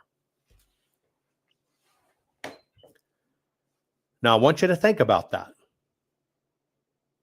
Because, see, this is an attack that's going on, and I'm going to explain to you why it's so dangerous, okay? Now, somebody actually answered correct. The MAGA movement's core is America first, but strategic alliances like Israel's aren't foreign entanglements.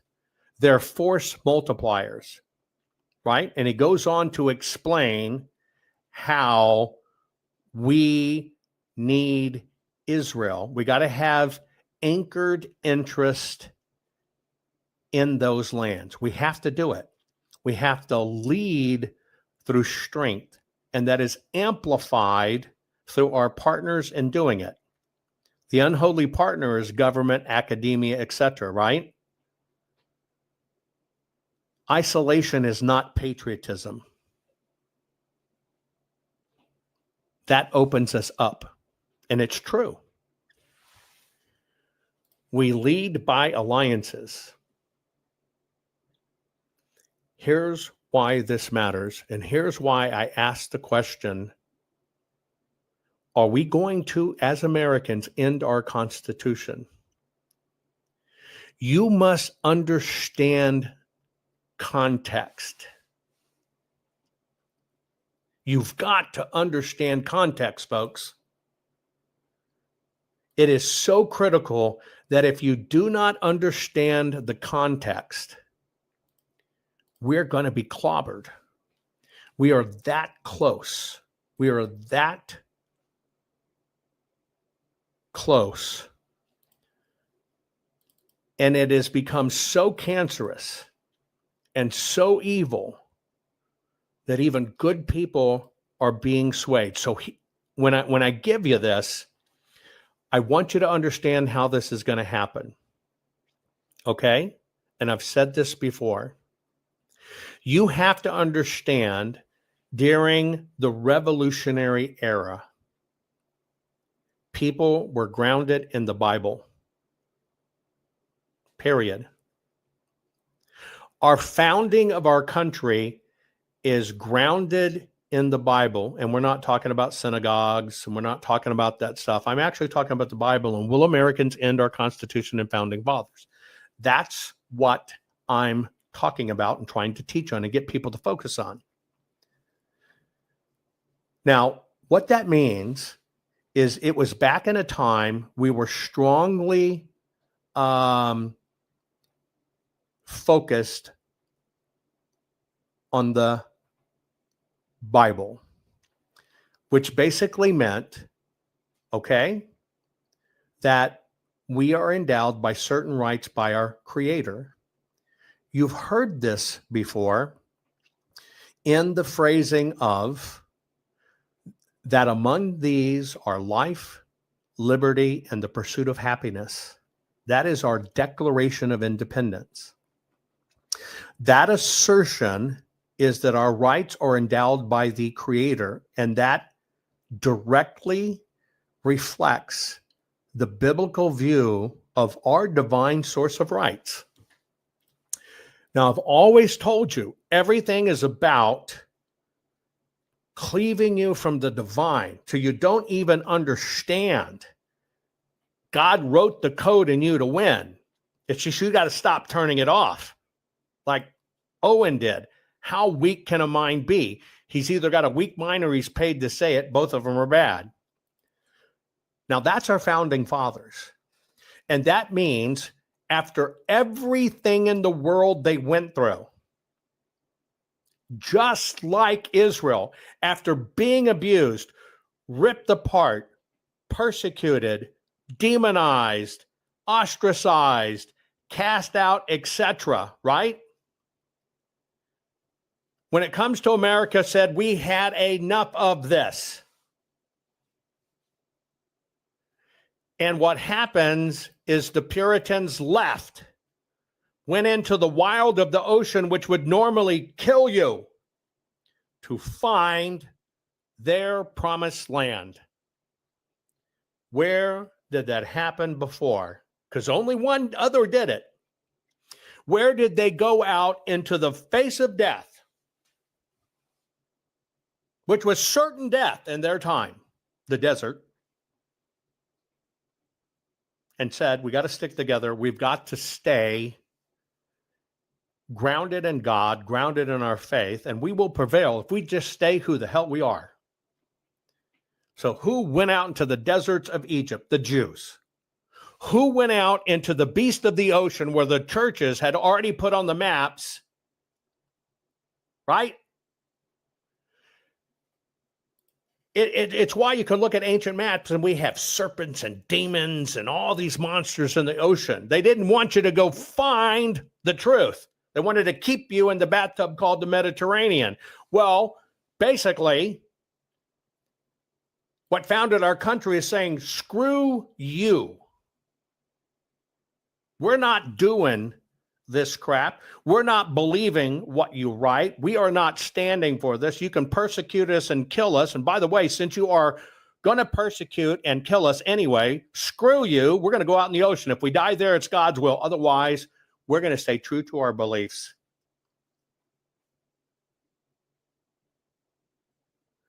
The two nations in our world, the only two nations in our world that exist as an example of keeping righteous, being just, and resistance to tyranny is the United States of America and Israel. Period. Over. Now, what happens is when you understand what we were going through, what we were doing, okay? Let's stay on topic, please. I don't know how to just ask people to do it. Our founding fathers knew that if this was going to be successful, we have to stick to that. And it's called common intellectual currency, folks. And that common currency at the time that ruled everything in culture was how we were based on virtue, natural law, covenant, and rights. Now, our founders had the choice of everything in the world to recreate us in. But see, they understood we were created in God's image. They understood we were a persecuted people. They understood we have to have freedom. Where did they take it? In reaching to writing the laws for our land. Our founding that has made us the most successful in the world comes from the covenant as the central concept, a voluntary agreement between people and God. Remember that free will thing I told you? A voluntary agreement between people and God. And using that, I wish I could just turn off chat, because if it distracts me, I know it distracts other people. Our entire nation was founded on the covenant idea, which comes 100% from the Hebrew part of the Bible. Period. Now, that covenant basically detailed that social contract between the government and the people.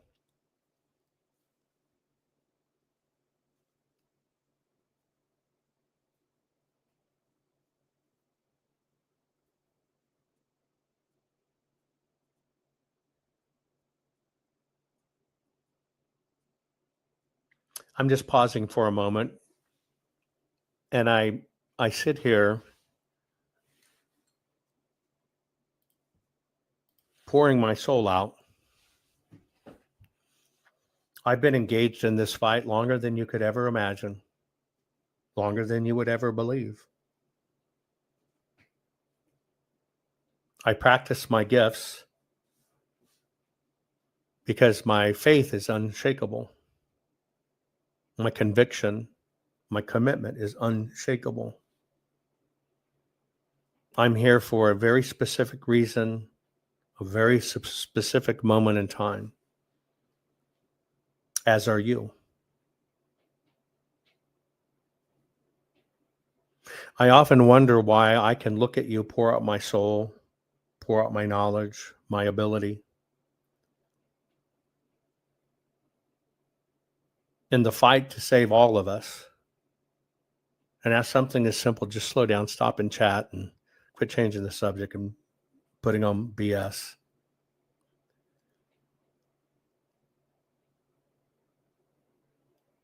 And tell you it's the little moves that count. It's the little things that do it. And as humans, we just can't avoid it. We can't avoid that little dig, that little this little stuff. And I'm literally laying to you the future for your children, grandchildren, great-grandchildren after we're long gone. Now, for me, I've been at this eons.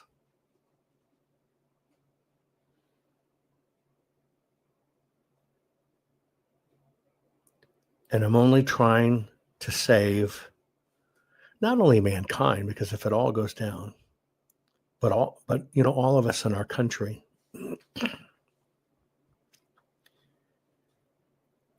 When it comes to how we used the Jewish laws to found our stuff, you have to understand. America and Israel is in lockstep. And right now, evil is trying to separate using that old bullshit hyphen. We've been through this so many times. I'm surprised people don't do it. We were all humans and people, and we were all Americans once until we started being Mexican Americans, African Americans, gay. You follow what I'm saying? The hyphen is the great deception. Hyphen is the only symbol that divides in language. The hyphen, the hyphen, the hyphen, the hyphen, the hyphen, the hyphen. And you can see in these communications, well, that's not MAGA. Israel took over. There's no Israel and MAGA. It's the hyphen all over again to cleave. And weak people are buying in it. People that want to get clicks are buying in it. Hyphen is deadly. And what we're going through right now is if evil can win and convince you Israel is bad, we as a nation will walk away, turn away, shun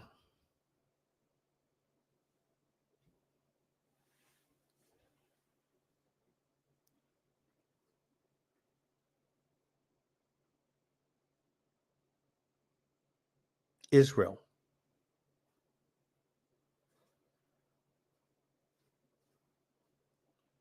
I don't know if that Stairway 81 is free. Not yet.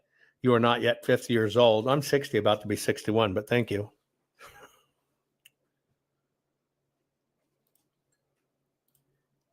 All of it is about dividing. I showed you how it happened in academia. I showed you how academia was about God, completely cleaved away. I showed you how the media and stuff was gone. But now with this divide of Israel coming at us in full force, at its simplest terms, if we reject Israel, if we think Israel's bad, if we think Jews are bad, the goal is they've got to cleave us, meaning Americans, from Israel. Period. It is why it's divide and conquer. Now, if you divide us from Israel, everything Jewish, everything that stands for Israel, then basically what you're doing is you are laying the foundation to teach your kids and everybody else that Israel's bad. And if you can convince the world that Israel's bad, the basis of the very rights you have, the basis of the very rights you have, erode.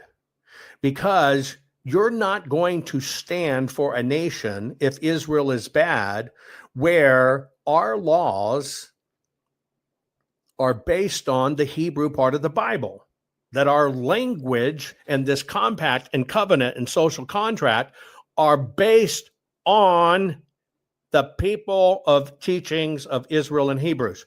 You're going to be driven from it. You're going to be driven from moral law and divine command. Our founders of our country believed in God. We also believed they believed the transcendent moral order, natural law, but it was all in sync 100% with God. And that the Bible provided the model of law, and that is higher than human whim. When you understand that we are based on justice and equity and due process. Hold on. When you understand that we are based on justice and equity and due process, which come from biblical teaching and narratives, you saw the very prophets rebuking kings, kings being constrained by laws, kings being constrained by covenant obligations. That's the checks on power and separation of authority that comes from biblical teachings. Our country is identical, right? Because we had to flee to be who we were. We had to flee to create. You have to understand. And so this is key in our founding documents. This is key in our Declaration. This is key in our Constitution and the Bill of Rights. Our Declaration of Independence in 1776 comes from this. And it was because the system was suppressing us. The system had no care for justice. They had arbitrary rules and rights, and they did not align with biblical and moral traditions. We are there again. Our Declaration set our moral tone. Our Constitution in 1787 and our Bill of Rights in 1791 basically talks about we the people, our rights come from God. We have freedom of speech, religion, freedom of press, due process, trial by jury, protection against unreasonable searches. These are the laws of fairness and limitation of power. But now let me go back. Do you think we have freedom of speech? You see how it's being attacked. Do you think we have freedom of religion? Do you have freedom of religion if you stand with the Jews or you believe in Christ these days? Christianity is on the fall. Muslims are still killing you for it. Do you think we have freedom of religion, folks? Do we have freedom of religion in the press? Do we have freedom comes by due process? All of these have been eroded. All of them. We don't even have free exercise and establishment. Europe has fallen because you can't stand on the streets and pray for somebody's soul. You go to jail, you get fined. You have to understand what's being done. This is the war. This is the war. We are about solely liberty and freedom. In fact, if you knew your history and read the Liberty Bell, proclaimed liberty throughout the land unto all the inhabitants thereof, comes from a direct Leviticus 25:10 quote.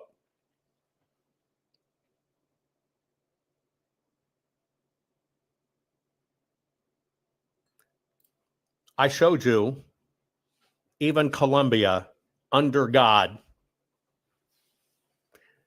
How many of you paid attention? How many of you paid attention to what's going on? Just a question. Have you noticed what's happening? Just a question. Have you noticed what's happening? Yes or no? It's okay if you haven't. But have you paid attention?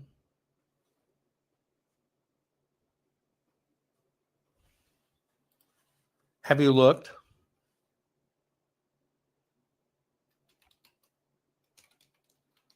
Have you followed? Have you recognized?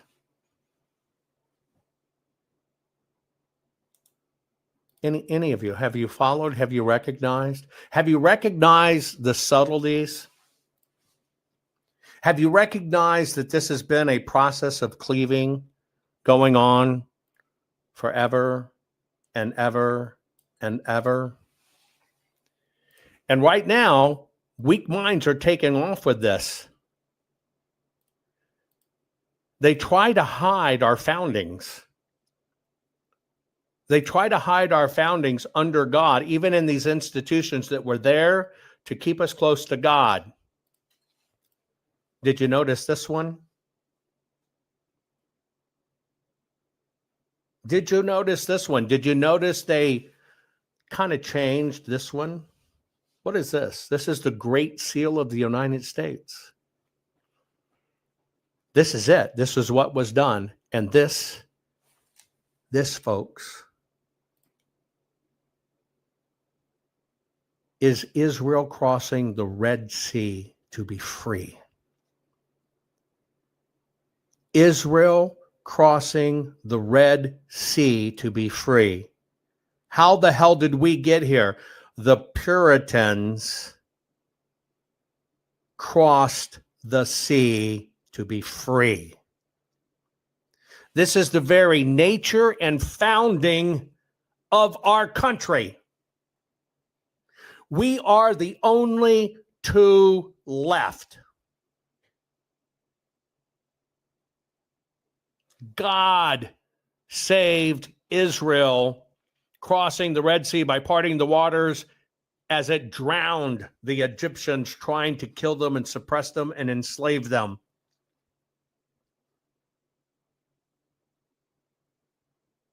We live under a social contract that's an agreement of a free people and a higher moral law. It's everything, even down to the Mayflower Compact. It's the basis of it. Self-governing republic. It doesn't say self-governing democracy. Self-governing republic under divine law. Self-governing republic under divine law. Everything on us has been, has always been, not only rooted in ethics and moral and God, we are connected at the hip with the people of Israel. And there's only two of us standing, and there's only two of us that come from the same metal, folks. All of our persecution, prosecution is the same thing the people of Israel went through. We all had to do the same thing to get here, and we're the only two left standing.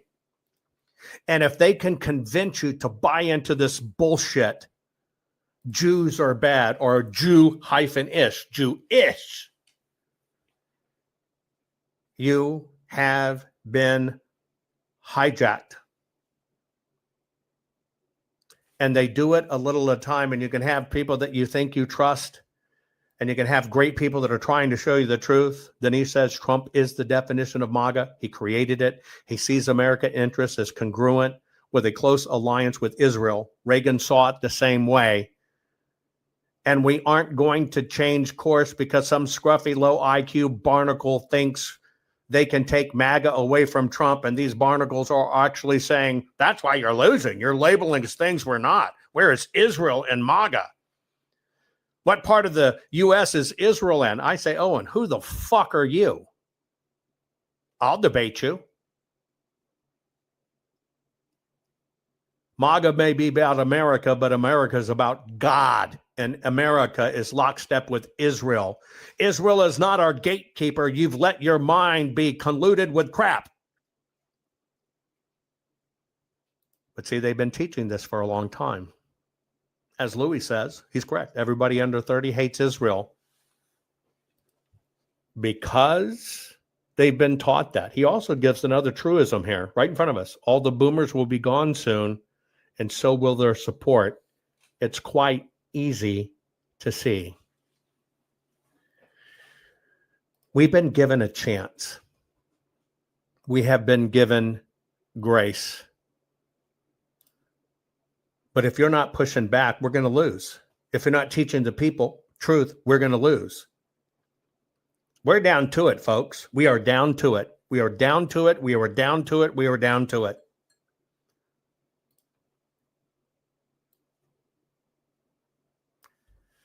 Seeing this stuff sickens me, and I can tell you, even behind some of the highest doors in the country, people are having these discussions and have been led to be, well, maybe it is the Jews that are the problem. Maybe it is that. I'm going to tell you what. It's in every quarter. It doesn't matter. But have you ever thought about why the Muslims demand all Jews or supporters of Jews must be killed? Because it's about war domination. Zach, thank you so very much for your support. Period. Thank you. Thank you. Thank you. It all goes to supporting the Arizona audit. There are truths out there, folks. Your job is to find the truth. Your job is to dig for the truth. Quit being lazy. God doesn't wave a magic wand. This has been going on for so long. And it happens so simply in such simple ways right before your eyes, but people fail to see it. We are under attack right now. And the vestige of this attack is they're working very hard to convince us that Israel is evil. When you roll over and let that happen, and you don't push back, and your people keep on doing it, they're going to take over. They take over by repetition. They take over by repeating it and continually to put it out. But the truth's always been there.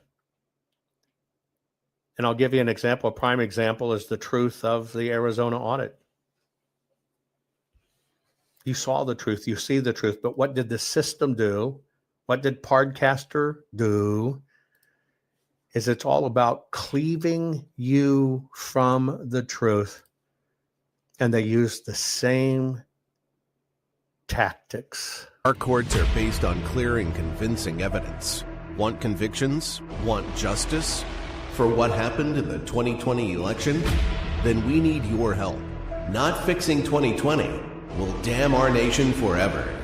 The decision you make in the next few moments could decide whether we ever get our elections fixed or not. Here's why. Trump campaign and allies file 64 different lawsuits. They all went down in flames. 100% of these cases were presented on It's the Machines, or the machines changed the votes, or the voting company executive said he would make sure Donald J. Trump would not win. They all went down in flames. Why? You can't bring theories to court as evidence. No supposed Zoom call or six-degree polynomial math theory or census data is or ever will be proof of fraud. You can't bring theories to court as evidence. Here's why.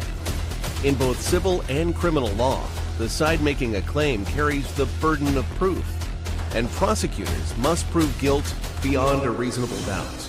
Without physical or otherwise verifiable evidence, a case cannot meet this high threshold. Physical evidence is the key. The question is, did anyone get relevant, reliable, provable, testable, and duplicatable evidence of what really happened in the 2020 general election? And the answer is yes, absolutely. The full forensic audit of Maricopa County, Arizona is the only evidence-gathering work which gathered relevant, reliable, provable, testable, and duplicatable evidence of what really happened in the 2020 general election. Evidence so damning that the system, the deep state, and those who pull the strings of this country have fought to keep it hidden and have hoped to have it be forgotten to time. Almost $3 million invested in time, funds, and efforts to unlock that which the system wanted hidden. But now, that evidence is in danger of being lost forever. So if you want what happened in the 2020 election fixed, then we need your help. Please donate to protect and secure this historic evidence. With the 2026 midterms coming up, the system is going to try to lame duck President Trump and then most likely introduce new impeachment proceedings. This is the evidence which will help win the war which is surely to come. We need to keep Maricopa County full forensic investigation and archive secure and ongoing. So if you want what happened in the 2020 election fixed, then we need your help. Please donate to protect and secure this historic evidence. We need your help securing the full forensic audit archives. Don't allow the only testable, objective, and reliable 2020 election evidence fall into obscurity. Millions were spent on getting it documented and tested. This is historic evidence. Not fixing 2020 will damn our nation forever. The historic Maricopa County full forensic audit effort processed 20,895,610 digital and forensic images of varying formats, resulted in 208 million individual evidence-proof files. The system processed over 58 billion forensic measurements, resulting in over 2 trillion individual base computations. No hopium, no hype, just hardcore forensic evidence. Please make sure the Maricopa County Full Forensic Audit Archives survive. Donate now. So if you want what happened in the 2020 election fixed, then please donate to protect and secure this historic evidence. We can't do it without you. We need you. America needs you. Our future needs you. Please donate now. Not fixing 2020 will damn our nation forever. Please donate now.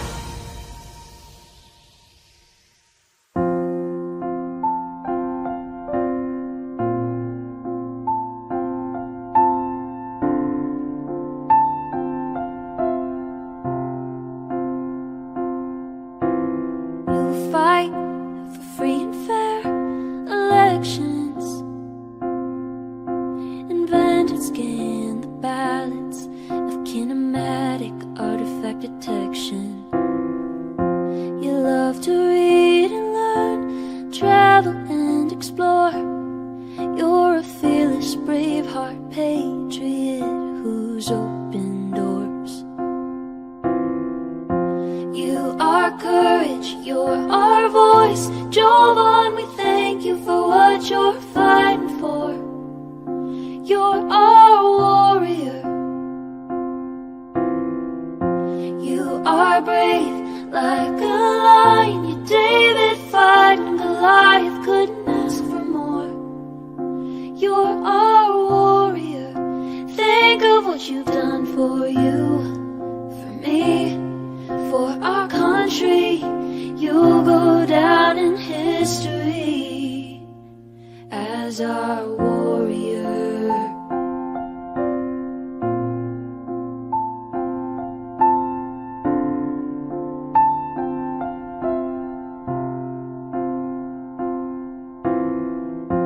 You lead by God and always do what's right.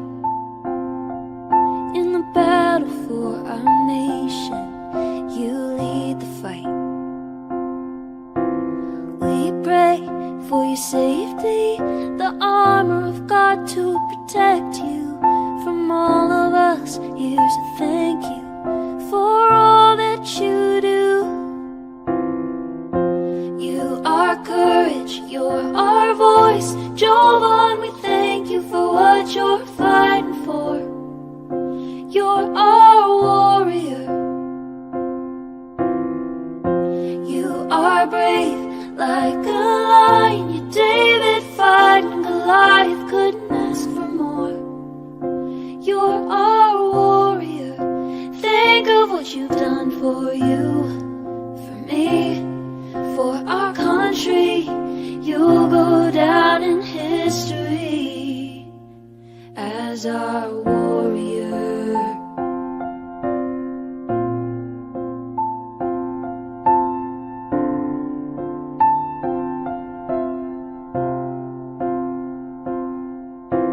Jovan, you're a hero we stand behind. We're inspired by the fire inside your eyes. American proud, we know you'll fight till your dying day. And we'll always stand behind you through everything. You are courage, you're our voice. Jovan, we thank you for what you're fighting for. You're our warrior. You are brave like a lion. You're David fighting Goliath, couldn't ask for more. You're our warrior. Think of what you've done for you, for me, for our country. You'll go down in history as our warrior.